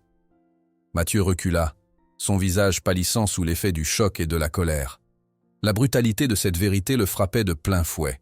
Pour Dupont, Tonnerre Noir n'était qu'une marchandise, et lui-même rien de plus qu'un outil. « Mais vous avez vu ce qu'il peut faire », insista Mathieu, sa voix se brisant. « Vous avez vu comment il répond, comment il comprend. Le comte va tout détruire. »« Ce que j'ai vu, » répliqua Dupont en rangeant méthodiquement les papiers de la vente, « c'est un investissement qui va me rapporter 21 000 francs. Un retour considérable pour un animal que tous considéraient comme perdu. » Mathieu sortit en trombe du bureau, les larmes brûlant ses yeux. Il courut jusqu'au box de Tonnerre Noir, ignorant les regards curieux des palefreniers et des invités qui s'attardaient encore après les enchères. L'étalon l'accueillit avec un hennissement doux, tendant son museau vers le garçon comme pour essuyer ses larmes. « Je suis désolé, » murmura Mathieu, enfouissant son visage dans l'encolure chaude. « J'ai échoué. Ils vont t'emmener loin d'ici. » Dans le box plongé dans la pénombre du soir tombant, Mathieu s'assit sur la paille fraîche, sortit son accordéon et commença à jouer une mélodie triste. Les notes mélancoliques s'élevèrent dans l'air comme une prière, un lament pour tout ce qui allait être perdu. Tonnerre Noir se tenait immobile, ses grands yeux sombres fixés sur le garçon, comme s'il comprenait parfaitement la gravité de la situation. C'est ainsi que Céline le trouva 1 heure plus tard, les doigts endoloris à force de jouer, les joues striées de larmes séchées. « J'ai entendu pour la vente », dit-elle doucement, en s'asseyant à côté de lui sur la paille. « Tout le monde en parle au village. » Mathieu cessa de jouer, ses mains retombant lourdement sur ses genoux. « Je ne peux rien faire. Le comte vient le chercher demain matin. » Céline posa une main réconfortante sur son épaule. Son visage habituellement serein était marqué par une détermination inhabituelle. « Mon grand-père disait toujours qu'entre un homme et un cheval se forme un pacte sacré, dit-elle. Un lien que même la loi des hommes ne peut briser. Le comte va rompre ce pacte avec ses méthodes brutales. Tonnerre Noir redeviendra ce qu'il était, effrayé, violent, perdu. Je le sais, murmura Mathieu, sa gorge se serrant à cette idée. Mais que puis-je faire? Je ne suis qu'un orphelin sans ressources. Pas après ce que tu as montré aujourd'hui, répondit Céline avec fermeté. Tu n'es plus seulement Mathieu l'orphelin des quais de Marseille. Tu es celui qui a parlé le langage du silence, celui qui a compris ce que les autres refusaient d'entendre. Ces paroles touchèrent quelque chose en Mathieu, réveillant une détermination qui sommeillait sous le désespoir. Il se redressa, caressant machinalement la joue veloutée de Tonnerre Noir. « Je ne peux pas le laisser partir, » dit-il, une nouvelle force dans la voix. « Pas après tout ce que nous avons traversé. » Le crépuscule avait cédé la place à la nuit lorsque quelque chose d'étrange commença à se produire. Des bruits de pas et de voix se firent entendre à l'extérieur de l'écurie. Mathieu et Céline échangèrent un regard intrigué avant de se diriger vers la porte. Ce qu'ils découvrirent les laissa stupéfaits. Des dizaines d'habitants de Saint-Germain-en-Laye convergeaient vers le haras, portant des lanternes qui ponctuaient l'obscurité comme des lucioles. Il y avait là des commerçants, des artisans, des fermiers, des familles entières, tous marchant d'un pas résolu. « Que se passe-t-il » demanda Mathieu, abasourdi par ce spectacle inattendu. « Je crois que la nouvelle s'est répandue plus vite que nous ne le pensions, » répondit Céline, un sourire éclairant son visage. « Les gens parlent de ta démonstration depuis cet après-midi, de la façon dont tu as montré un autre chemin possible. » En tête du cortège, Mathieu reconnut avec surprise le père Laurent, le prêtre de la paroisse locale, accompagné du maire de Saint-Germain, un homme corpulent à la moustache imposante. À leur côté marchait Madame Rousseau, droite et digne malgré son âge avancé. « Nous venons parler à Monsieur Dupont », annonça le maire d'une voix forte, qui porta jusqu'aux fenêtres illuminées de la maison principale. Bientôt, Dupont émergea sur le perron, visiblement contrarié par cette intrusion nocturne. « Que signifie ce rassemblement » exigea-t-il, scrutant la foule avec irritation. « J'ai des affaires à conduire. » « C'est précisément de vos affaires dont nous souhaitons nous entretenir, monsieur, » répondit calmement le maire en s'avançant. « Cette communauté a été témoin aujourd'hui de quelque chose d'extraordinaire. Pas seulement un garçon domptant un cheval, mais une nouvelle méthode qui honore nos traditions équestres les plus nobles. » Dupont balaya l'argument d'un geste impatient. « Ce qui se passe dans mon haras ne regarde que moi. La vente est conclue, les papiers sont signés. » Madame Rousseau s'avança à son tour, sa silhouette frêle mais imposante dans sa robe noire. « Mon mari a servi l'école d'équitation classique pendant 40 ans, dit-elle d'une voix qui portait étonnamment loin. Ce que j'ai vu aujourd'hui était la renaissance d'un art que nous sommes en train de perdre, au profit de méthodes brutales qui produisent des chevaux brisés, non des chevaux éduqués. » Un murmure d'approbation parcourut la foule. Le forgeron du village, un homme massif aux bras puissants, éleva la voix à son tour. « J'ai vu comment mon propre père dressait les chevaux, » déclara-t-il. « Ce que fait le garçon est la vraie tradition, pas la brutalité du comte. »« Cela ne vous concerne pas, » rétorqua Dupont, son irritation grandissant visiblement. « L'affaire est conclue. » C'est à ce moment précis que le comte de Chambord arriva, accompagné de 3 hommes robustes. Il contempla avec surprise la foule rassemblée devant le haras. « Que se passe-t-il, Dupont » demanda-t-il d'un ton sec. « Où est mon cheval ?»« Votre cheval est ici, » déclara Mathieu, émergeant soudain de l'entrée de l'écurie avec Tonnerre Noir marchant librement à ses côtés, sans corde ni licol. Mais il n'est pas à vous, et ne le sera jamais. La foule s'écarta, formant naturellement un cercle. Au centre, le garçon et l'étalon se tenaient côte à côte, image saisissante de confiance mutuelle qui contrastait dramatiquement avec les hommes du comte, armés de cravaches et de chaînes. « C'est ridicule », s'emporta le comte. « J'ai payé pour cet animal, il m'appartient selon la loi. » « Il existe une loi plus ancienne que celle des hommes », intervint le père Laurent, s'avançant calmement. « La loi qui dit que nous ne pouvons véritablement posséder ce qui a un esprit propre. » Un silence respectueux suivit ces paroles. Même Dupont semblait momentanément désarçonné par la tournure des événements.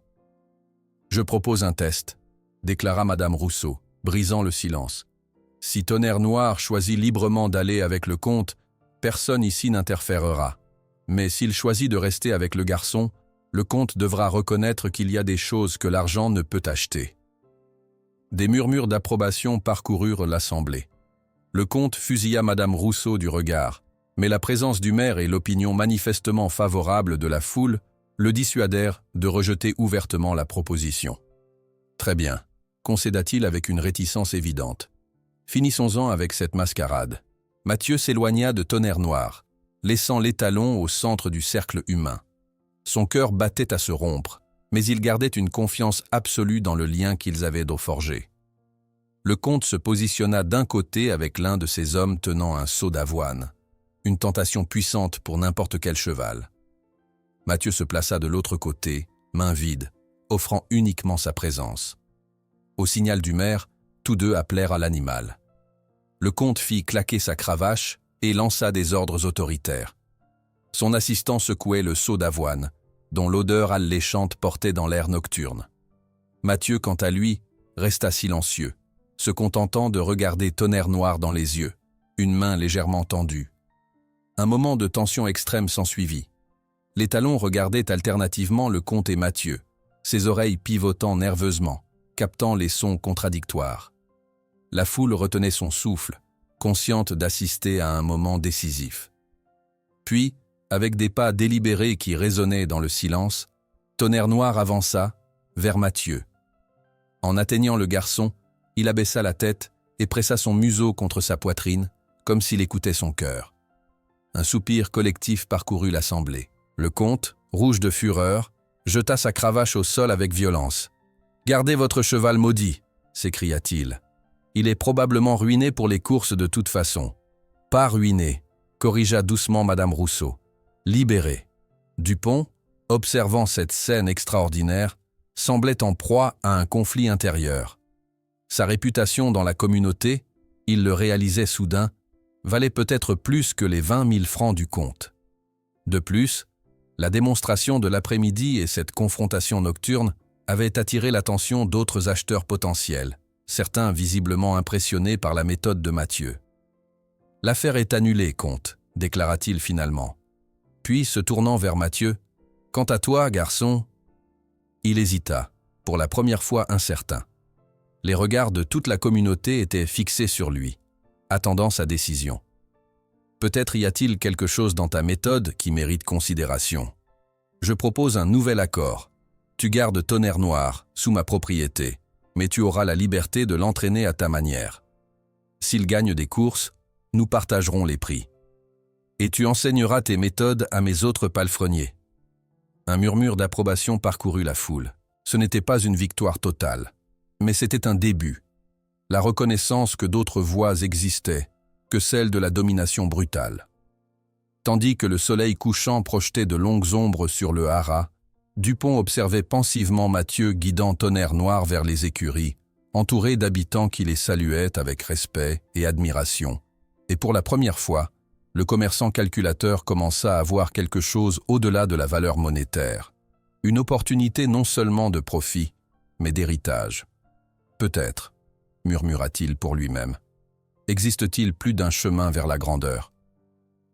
Les paroles de Dupont flottaient encore dans l'air nocturne alors que la foule commençait lentement à se disperser. « Peut-être existe-t-il plus d'un chemin vers la grandeur », avait-il murmuré, comme si cette idée venait de prendre racine dans son esprit calculateur. Mathieu, la main posée sur l'encolure de Tonnerre Noir, n'osait pas encore croire à ce revirement inattendu. La confrontation avec le comte de Chambord avait révélé quelque chose que personne n'avait anticipé, la force d'une communauté unie autour d'une cause juste. L'aube du jour suivant apporta une lumière nouvelle sur le haras du pont. La tension de la veille s'était dissipée, laissant place à une atmosphère d'expectative. Mathieu s'éveilla avant les autres palefreniers, comme à son habitude. Mais pour la première fois depuis son arrivée, ce n'était plus en tant que simple garçon d'écurie qu'il entreprenait sa journée. « Nous avons gagné une bataille », murmura-t-il à Tonnerre Noir en entrant dans son box. « Mais la guerre n'est pas terminée. » L'étalon l'accueillit avec un hennissement doux, presque chuchoté, qui contrastait radicalement avec les cris furieux qu'il poussait à son arrivée au haras. Ses yeux, autrefois blancs de panique, reflétaient désormais une sérénité vigilante. Il n'avait pas oublié les mauvais traitements passés, Mathieu le savait, mais il avait appris à faire confiance, à distinguer l'ami de l'ennemi. Monsieur Dupont fit son apparition plus tôt qu'à l'ordinaire, sa démarche trahissant une nervosité inhabituelle. Il s'arrêta à distance respectueuse du box, observant l'interaction entre le garçon et l'étalon. « Le comte est parti ce matin », annonça-t-il sans préambule. « Il a laissé entendre que notre réputation en souffrirait. »« Et cela vous inquiète », constata Mathieu, surpris par sa propre audace. « Moins qu'hier », admit Dupont, un sourire crispé aux lèvres. « La moitié des acheteurs présents aux enchères ont demandé à me rencontrer aujourd'hui. Il semble que ta démonstration ait éveillé un certain intérêt. » Une lueur calculatrice brillait toujours dans son regard, mais quelque chose avait changé. La confrontation de la veille avait fissuré sa vision purement mercantile, laissant entrevoir d'autres possibilités.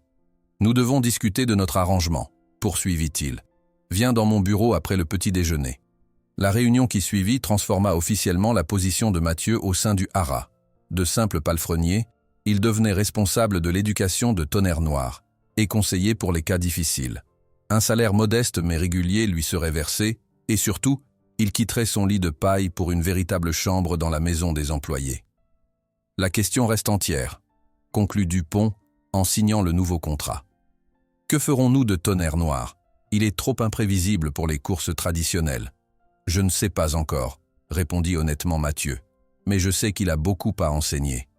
Au fil des jours suivants, la nouvelle du rejet du comte et de la méthode inhabituelle de Mathieu se répandit bien au-delà de Saint-Germain-en-Laye. Des visiteurs commencèrent à affluer, d'abord par curiosité, puis avec un intérêt sincère pour cette approche alternative. Un matin, alors que Mathieu travaillait avec Tonnerre Noir dans le manège, une voiture élégante franchit les grilles du haras. Un homme d'âge moyen en descendit, accompagné d'un jeune garçon et d'un palefrenier menant un cheval bai, dont l'attitude nerveuse et le regard effrayé trahissaient un passé difficile. « Monsieur Valmont », les présenta Dupont, un éleveur respecté de Normandie. Il a entendu parler de nos méthodes. « Mon éclair a été battu par ses précédents propriétaires », expliqua Valmont sans détour, désignant le cheval tremblant. « Aucun dresseur conventionnel n'a pu l'approcher depuis. J'allais le faire abattre quand j'ai entendu parler de votre travail avec Tonnerre Noir. » C'était la première fois qu'on sollicitait l'expertise de Mathieu pour un autre cheval. Le garçon observa attentivement Éclair, reconnaissant dans ses mouvements saccadés, ses yeux constamment en alerte, les mêmes signes de traumatisme qu'il avait identifiés chez Tonnerre Noir. « Il faudra du temps, prévint-il, et je ne peux rien promettre. »« Le temps, j'en ai, » répondit Valmont. « Ce que je n'ai pas, c'est la connaissance de votre méthode. » Ainsi commença une nouvelle phase dans la vie de Mathieu. Pendant les semaines qui suivirent, d'autres propriétaires vinrent avec leurs chevaux traumatisés, attirés par les récits qui circulaient. Dupont, avec son instinct commercial infaillible, transforma rapidement cette demande en une nouvelle source de revenus pour le haras. 6 mois s'écoulèrent, apportant des changements visibles. De nouveaux bâtiments s'élevèrent, des paddocks furent aménagés spécifiquement pour la rééducation des chevaux difficiles. Des jeunes gens du village, fascinés par l'approche de Mathieu, demandèrent à devenir apprentis. Céline, naturellement, fut la première assistante officielle du nouveau programme. Le haras lui-même semblait transformé. Des aires d'entraînement furent élargies, privilégiant l'espace et la liberté de mouvement plutôt que la contention stricte. Dans un geste que personne n'aurait pu prévoir, Madame Rousseau fit don de l'intégralité de la bibliothèque équestre de son défunt mari, créant ainsi une école informelle qui attirait des visiteurs de toute l'Europe. Mon Philippe aurait voulu que ce savoir continue à vivre, expliqua-t-elle à Mathieu alors qu'il supervisait l'installation des précieux ouvrages dans une salle rénovée du Haras. À travers toi, son œuvre perdure. Tonnerre Noir, loin d'être simplement le bénéficiaire de cette révolution, en devint un acteur central. Mathieu avait découvert que l'étalon possédait un don remarquable pour calmer les autres chevaux traumatisés. Sa présence stable et confiante semblait communiquer aux nouveaux arrivants qu'ils étaient en sécurité. C'est comme s'il leur disait « J'ai été là où vous êtes, et regardez-moi maintenant », expliqua Mathieu à Céline un soir, alors qu'ils observaient Tonnerre Noir dans un paddock avec 2 jeunes pouliches récemment arrivés, terrorisés par le contact humain. Un matin de printemps, alors que Mathieu supervisait une séance d'entraînement avec les jeunes apprentis, un messager arriva au Haras, porteur d'une lettre cachetée. L'enveloppe, en papier épais et ornée d'armoiries élaborées, était adressée personnellement à M. Dupont. Du bureau du comte de Chambord, annonça le messager avec une révérence exagérée. La nouvelle se répandit comme une traînée de poudre parmi le personnel. Que pouvait bien vouloir le comte après l'humiliation publique qu'il avait subie 6 mois plus tôt? Mathieu sentit une inquiétude sourde s'installer dans sa poitrine, alors qu'il attendait, avec les autres, d'en apprendre davantage. Dupont convoqua Mathieu dans son bureau 1 heure plus tard. Son visage arborait une expression indéchiffrable lorsqu'il tendit la lettre au garçon. « Le comte organise une compétition d'équitation classique, expliqua-t-il, avec un prix substantiel pour le vainqueur. Nous sommes spécifiquement invités à y participer avec Tonnerre Noir. » Mathieu parcourut la lettre, son inquiétude se transformant en certitude. « C'est un piège, dit-il. Il veut nous humilier publiquement. »« C'est également mon avis, » acquiesça Dupont, se frottant pensivement le menton. Cependant, le refuser serait perçu comme un aveu de faiblesse. De plus, la liste des participants inclut les plus grands noms de l'équitation française. Ce serait une occasion exceptionnelle de présenter notre méthode au plus haut niveau. Indécis, Mathieu quitta le bureau et se dirigea vers le paddock où Tonnerre Noir profitait du soleil printanier. L'étalon, sentant l'approche de son ami, s'avança jusqu'à la clôture, tendant son museau pour un contact. « Qu'en penses-tu, vieil ami » murmura Mathieu, grattant le front de l'animal à cet endroit précis qu'il affectionnait tant. « Devrions-nous montrer à tous ce que nous avons appris ensemble » Tonnerre Noir émit un souffle doux, ses yeux calmes fixés sur le garçon comme s'il comprenait parfaitement la question. Pour Mathieu, cette réponse silencieuse valait tous les discours. Les jours suivants furent consacrés à une préparation intensive. Dans le grand manège, Mathieu et Tonnerre Noir pratiquaient les mouvements complexes de la haute école française. Le père Laurent vint observer une séance, s'asseyant discrètement dans un coin. Parfois, affronter l'orgueil du puissant est nécessaire pour changer les cœurs, dit-il à Mathieu après l'entraînement.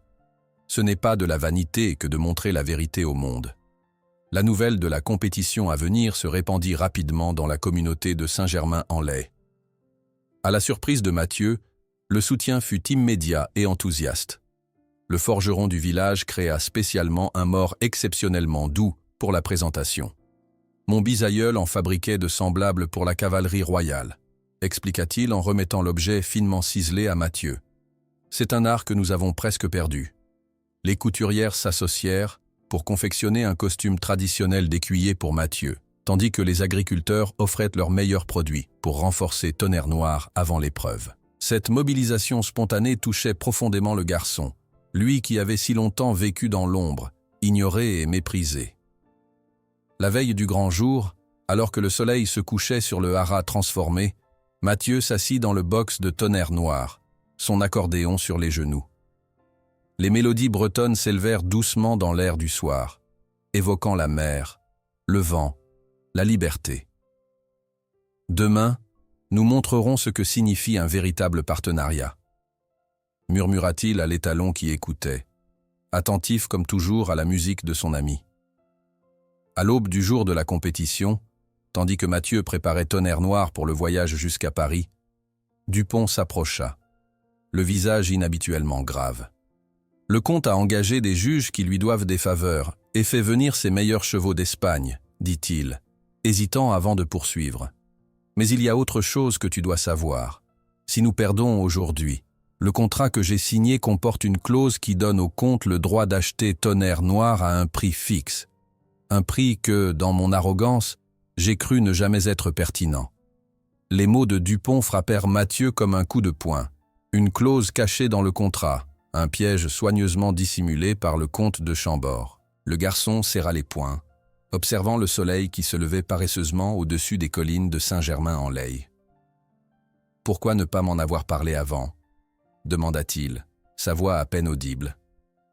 Dupont baissa les yeux, évitant le regard accusateur du jeune homme. À l'époque, je ne pensais qu'au profit immédiat.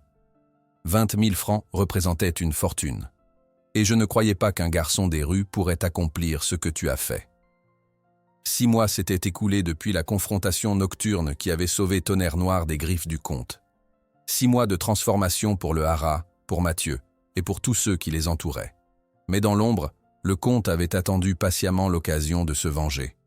« Nous n'avons pas le choix », conclut Mathieu en caressant l'encolure soyeuse de Tonnerre Noir. « Nous devons participer à cette compétition, et nous devons gagner. » La transformation du haras du pont pendant ces 6 mois était remarquable. Là où s'étendaient autrefois des boxes exigus et sombres, de nouveaux bâtiments spacieux et lumineux avaient été construits. Les aires d'entraînement avaient été agrandis. Des paddocks verdoyants permettaient aux chevaux de se mouvoir librement. Dans une salle autrefois dédiée au stockage du foin, la bibliothèque léguée par Madame Rousseau attirait désormais des visiteurs curieux. Des jeunes gens venus de toute la France feuilletaient avec respect les ouvrages anciens, puis observèrent Mathieu et ses assistants mettre en pratique ces savoirs oubliés. Céline, désormais officiellement première assistante de Mathieu, coordonnait avec efficacité l'arrivée des nouveaux pensionnaires. Chaque semaine apportait son lot de chevaux traumatisés, envoyés par des propriétaires qui avaient entendu parler des miracles accomplis au haras du pont. « Nous avons 3 nouveaux chevaux qui arrivent de Normandie cette semaine », annonça-t-elle un matin en consultant son carnet soigneusement tenu. Un étalon rendu fou par les courses, une jument qui refuse tout contact depuis un accident, et un hongre qui mord tout ce qui s'approche. Mathieu hocha la tête, son regard se portant vers le paddock, où Tonnerre Noir se tenait au milieu d'un groupe de jeunes poulains. L'imposant étalon noir, autrefois considéré comme un démon meurtrier, démontrait maintenant une patience infinie avec les plus jeunes. Son comportement calme et assuré servait d'exemple aux nouveaux arrivants, leur montrant qu'un autre mode d'existence était possible. « Tonnerre Noir s'occupera d'eux », répondit Mathieu avec un sourire confiant. « Il comprend leur peur mieux que nous. » Dupont, qui passait ses matinées à guider des visiteurs importants à travers le haras transformé, avait adopté un nouveau discours qui aurait été impensable quelques mois plus tôt. Notre approche combine la tradition classique française avec une compréhension moderne du comportement équin, expliquait-il avec une fierté non dissimulée à un groupe d'éleveurs britanniques. Nous ne brisons pas l'esprit du cheval, nous l'invitons à collaborer. Mathieu, qui l'entendait parfois prononcer ces paroles, ne pouvait s'empêcher de sourire. Dupont restait un homme d'affaires avant tout, mais quelque chose avait changé en lui. Une reconnaissance graduelle que le respect pouvait être aussi profitable que la domination. Le soir, lorsque ses obligations quotidiennes étaient terminées, Mathieu se retirait dans sa nouvelle chambre, un petit espace sous les combles de la maison principale, modeste mais infiniment plus confortable que le tas de paille sur lequel il dormait autrefois. Les murs étaient ornés de gravures équestres offertes par Madame Rousseau, et une fenêtre mansardée lui offrait une vue parfaite sur le paddock où Tonnerre Noir passait ses nuits d'été. Ces moments de solitude lui permettaient de mesurer le chemin parcouru depuis les quais de Marseille. Parfois, la mélancolie le submergeait encore, le souvenir de ses parents perdus dans l'accident, les mois de solitude et de faim dans les rues. Mais ces souvenirs, bien que douloureux, ne le paralysaient plus. Ils faisaient partie de lui, tout comme les cicatrices invisibles de Tonnerre Noir faisaient partie de l'étalon. L'annonce de la compétition organisée par le comte de Chambord vint troubler cette harmonie durement acquise. La lettre, arrivée un matin de juin, précisait que l'événement aurait lieu dans le manège privé du comte à Paris. Un cadre intimidant délibérément choisi pour déstabiliser Mathieu. « C'est un piège, garçon », avait immédiatement averti Dupont après avoir lu le contenu de la missive. « Il veut nous humilier publiquement. » Mathieu avait alors cherché conseil auprès de Tonnerre Noir, comme il le faisait souvent face aux décisions importantes. Dans le paddock baigné par la lumière dorée du soir, il avait posé la question qui le tourmentait. « Qu'en penses-tu, vieux ami ? Devons-nous montrer à tous ce que nous avons appris ensemble ?» L'étalon avait simplement appuyé son front contre la poitrine du jeune homme, dans ce geste de confiance totale qui était devenu leur rituel. Pour Mathieu, la réponse était claire. Les jours qui suivirent furent consacrés à une préparation intensive. Tonnerre Noir et Mathieu s'exerçaient quotidiennement aux mouvements les plus complexes de la haute école française. Piaffe, passage, changement de pied, au galop. Chaque exercice était réalisé dans un esprit radicalement différent de ce qu'enseignaient les écuyers traditionnels. Là où d'autres exigeaient une obéissance aveugle, Mathieu cherchait une proposition volontaire. « Ton corps sait ce que je demande avant même que je ne le demande », murmurait-il à l'oreille de l'étalon. « Ce n'est pas moi qui te contrôle, nous dansons ensemble. » Le père Laurent, qui avait joué un rôle décisif lors de la confrontation avec le comte, venait parfois observer ces séances d'entraînement. Un après-midi, alors que Mathieu et Tonnerre Noir venaient de terminer une séquence particulièrement réussie, le prêtre s'approcha du jeune homme. Parfois, affronter l'orgueil du puissant est nécessaire pour changer les cœurs, dit-il avec sagesse.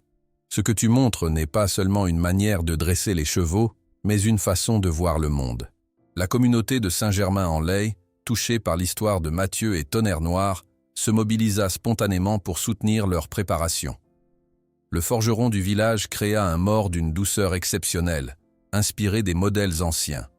Mon bisaïeul en fabriquait de semblables pour la cavalerie royale, expliqua-t-il en remettant le précieux objet à Mathieu.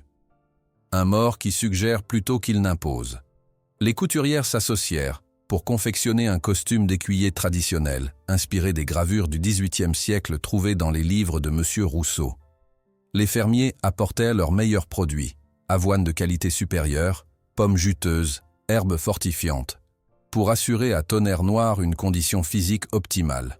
« C'est notre champion à tous », déclara un jour le maire lors d'une visite au haras. « Il représente l'âme de notre communauté, rebelle, fière, mais profondément juste. » La veille du départ pour Paris, alors que le soleil se couchait sur les prés verdoyants, Mathieu s'assit dans le box de Tonnerre Noir, son accordéon sur les genoux.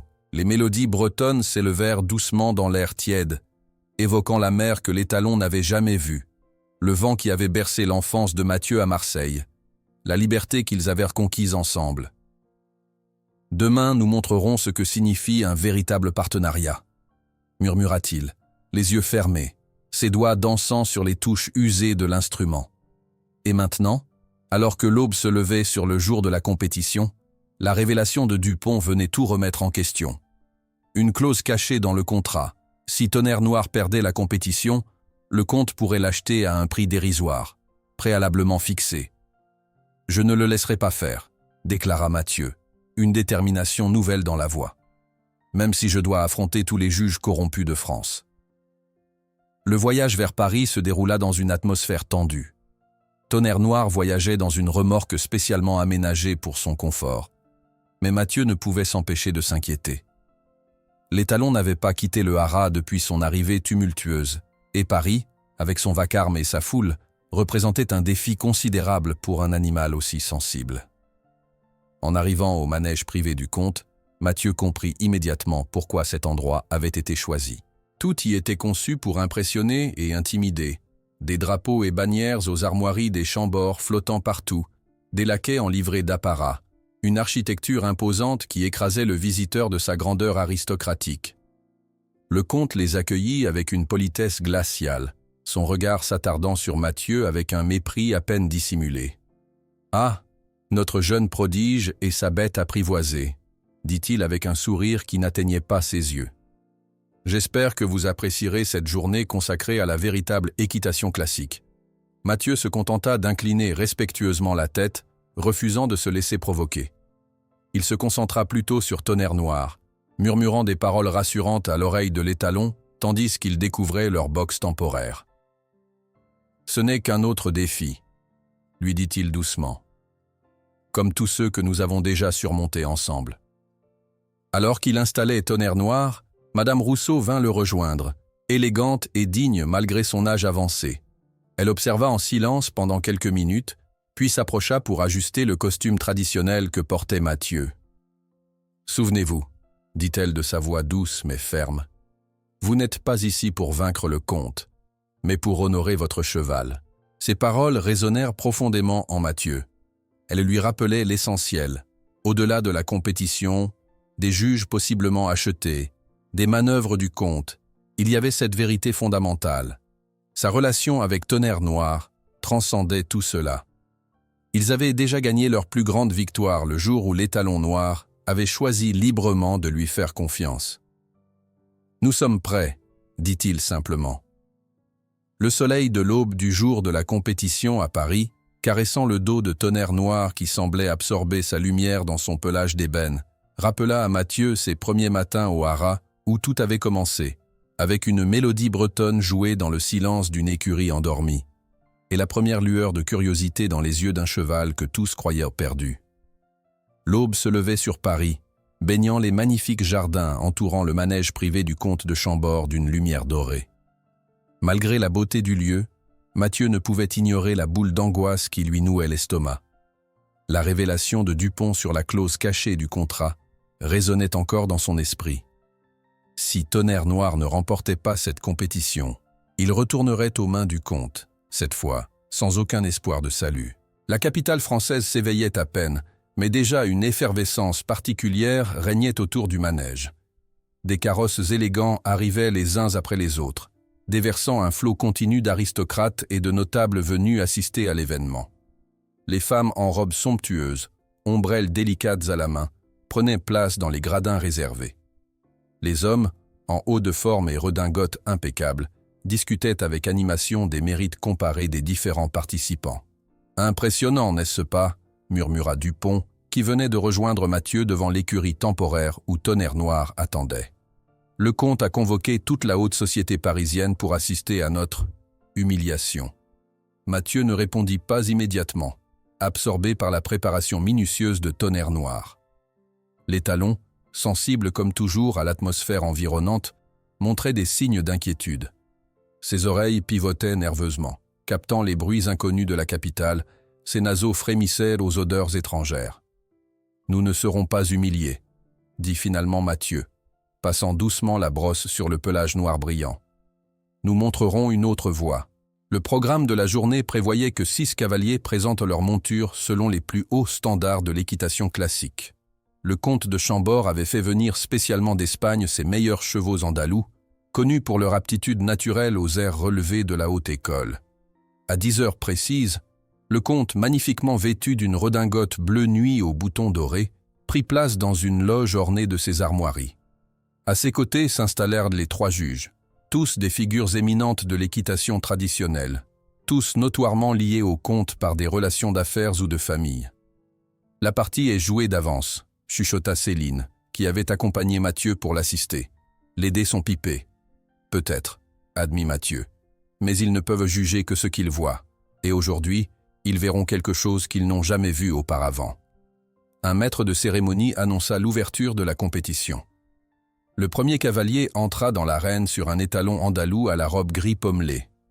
L'homme, un écuyer espagnol réputé employé par le comte, dirigeait sa monture avec une précision mécanique.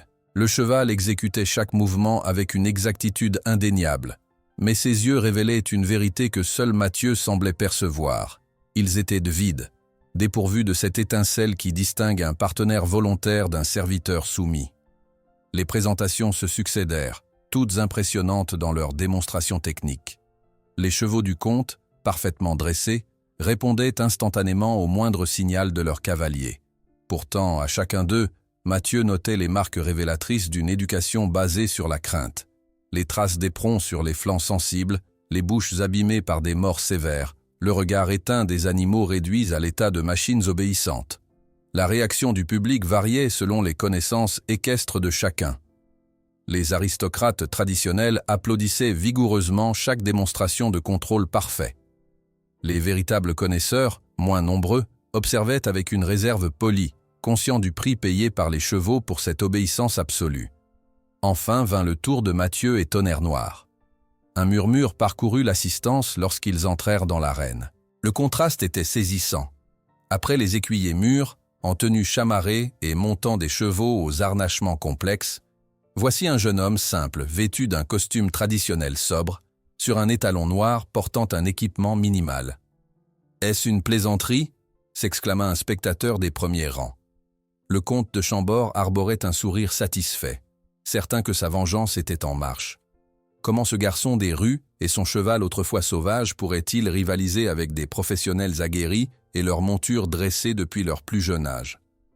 Mathieu commença sa présentation par des mouvements simples, laissant Tonnerre Noir s'adapter progressivement à l'environnement intimidant. Des transitions fluides entre différentes allures, des cercles parfaits, des déplacements latéraux. Rien de spectaculaire, mais une harmonie évidente dans chaque geste. « Comment contrôle-t-il l'animal sans presque utiliser les rênes ?» demanda une spectatrice, intriguée par la légèreté des aides utilisées. En effet, Mathieu guidait Tonnerre Noir principalement par de légères pressions des jambes et d'imperceptibles déplacements de son poids. Les rênes, tenues avec une délicatesse rare, semblaient presque superflues, un symbole de connexion plutôt qu'un instrument de contrôle. Au fil des minutes, la présentation gagnait en intensité. Tonnerre Noir, loin de montrer la nervosité attendue dans ce cadre étranger, semblait s'épanouir sous les regards, comme conscient de l'importance du moment. Ses mouvements devenaient plus expressifs, son port de tête plus fier, ses transitions plus précises. C'est alors que Mathieu fit quelque chose qui provoqua un hoquet collectif de stupeur. Au centre de l'arène, il immobilisa Tonnerre Noir, puis mit pied à terre. Un silence absolu tomba sur l'assistance. Le garçon se tenait maintenant debout à côté de l'étalon, dont la respiration calme contrastait avec la tension palpable dans les gradins. Avec des gestes lents et délibérés, Mathieu retira complètement le filet de Tonnerre Noir, le déposant sur le sable de l'arène. L'étalon était désormais totalement libre, sans aucun équipement pour le contrôler. Plusieurs spectateurs se levèrent, certains par crainte, d'autres par simple curiosité devant cette démonstration sans précédent. Mathieu s'éloigna de quelques pas, puis sortit de sa veste son vieil accordéon. Sous le regard incrédule de l'assemblée, il commença à jouer doucement une mélodie bretonne, celle-là même qui avait créé le premier lien entre lui et Tonnerre Noir dans l'écurie obscure de Saint-Germain-en-Laye.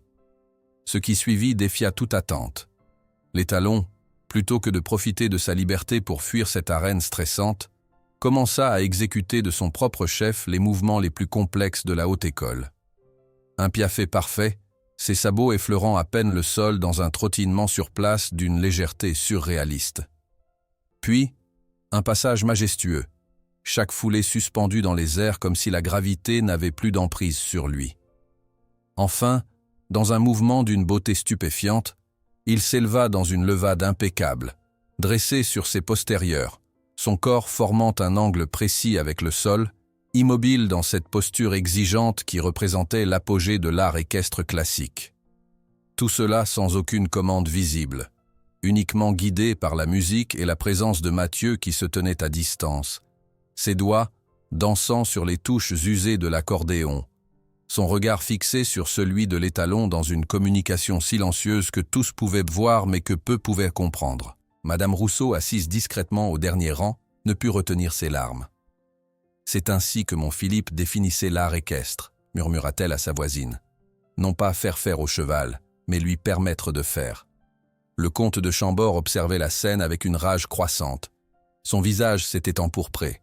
Ses doigts crispés sur l'accoudoir de son siège trahissaient sa fureur impuissante. Il réalisait que ce qu'il contemplait n'était pas seulement la perte d'une compétition, mais la défaite d'une philosophie entière, celle de la domination par la force, confrontée à la puissance inattendue du partenariat librement consenti. Lorsque Mathieu termina sa présentation, rejoignant Tonnerre Noir au centre de l'arène et posant simplement sa main sur l'encolure luisante de l'étalon, un silence irréel plana sur l'assemblée. Puis, comme une vague irrésistible, les applaudissements éclatèrent, d'abord timides, puis de plus en plus nourris, jusqu'à devenir une ovation debout qui ébranla les murs du manège aristocratique. Les juges se consultèrent, visiblement troublés. Leur loyauté envers le comte se heurtait à l'évidence incontestable de ce qu'ils venaient de contempler. Finalement, même eux ne purent aller contre la réaction unanime du public, et la supériorité technique et spirituelle de la présentation de Mathieu. Le vainqueur est Mathieu Benoît avec Tonnerre Noir, annonça le président du jury, sa voix trahissant sa surprise devant ses propres paroles. Dupont, qui avait retenu son souffle pendant toute la présentation, laissa échapper un cri de joie avant de se composer rapidement une expression plus digne. Céline sauta dans les bras de Madame Rousseau, unis dans leur émotion malgré la différence d'âge et de conditions sociales. Au centre de l'arène, Mathieu n'entendait pas les acclamations. Il ne voyait pas le comte quitter furieusement sa loge, ni les aristocrates s'empresser de le féliciter comme s'ils avaient toujours soutenu sa méthode. Il était entièrement absorbé dans un moment d'intimité parfaite, avec Tonnerre Noir, front contre front, leur souffle se mêlant dans une communion silencieuse plus éloquente que tous les discours. « Merci de m'avoir choisi », murmura-t-il, des larmes de joie coulant librement sur son visage, tandis qu'il enlaçait l'encolure puissante de l'étalon. Dans ce moment de triomphe, Mathieu comprit que leur victoire dépassait largement le cadre d'une simple compétition équestre. Ils avaient démontré à tous qu'il existait une alternative à la coercition, que la confiance pouvait accomplir ce que la force ne pourrait jamais obtenir. Ensemble, ils avaient donné voix à une vérité trop longtemps ignorée, que dans le silence des cœurs qui se comprennent, réside le langage le plus puissant de tous.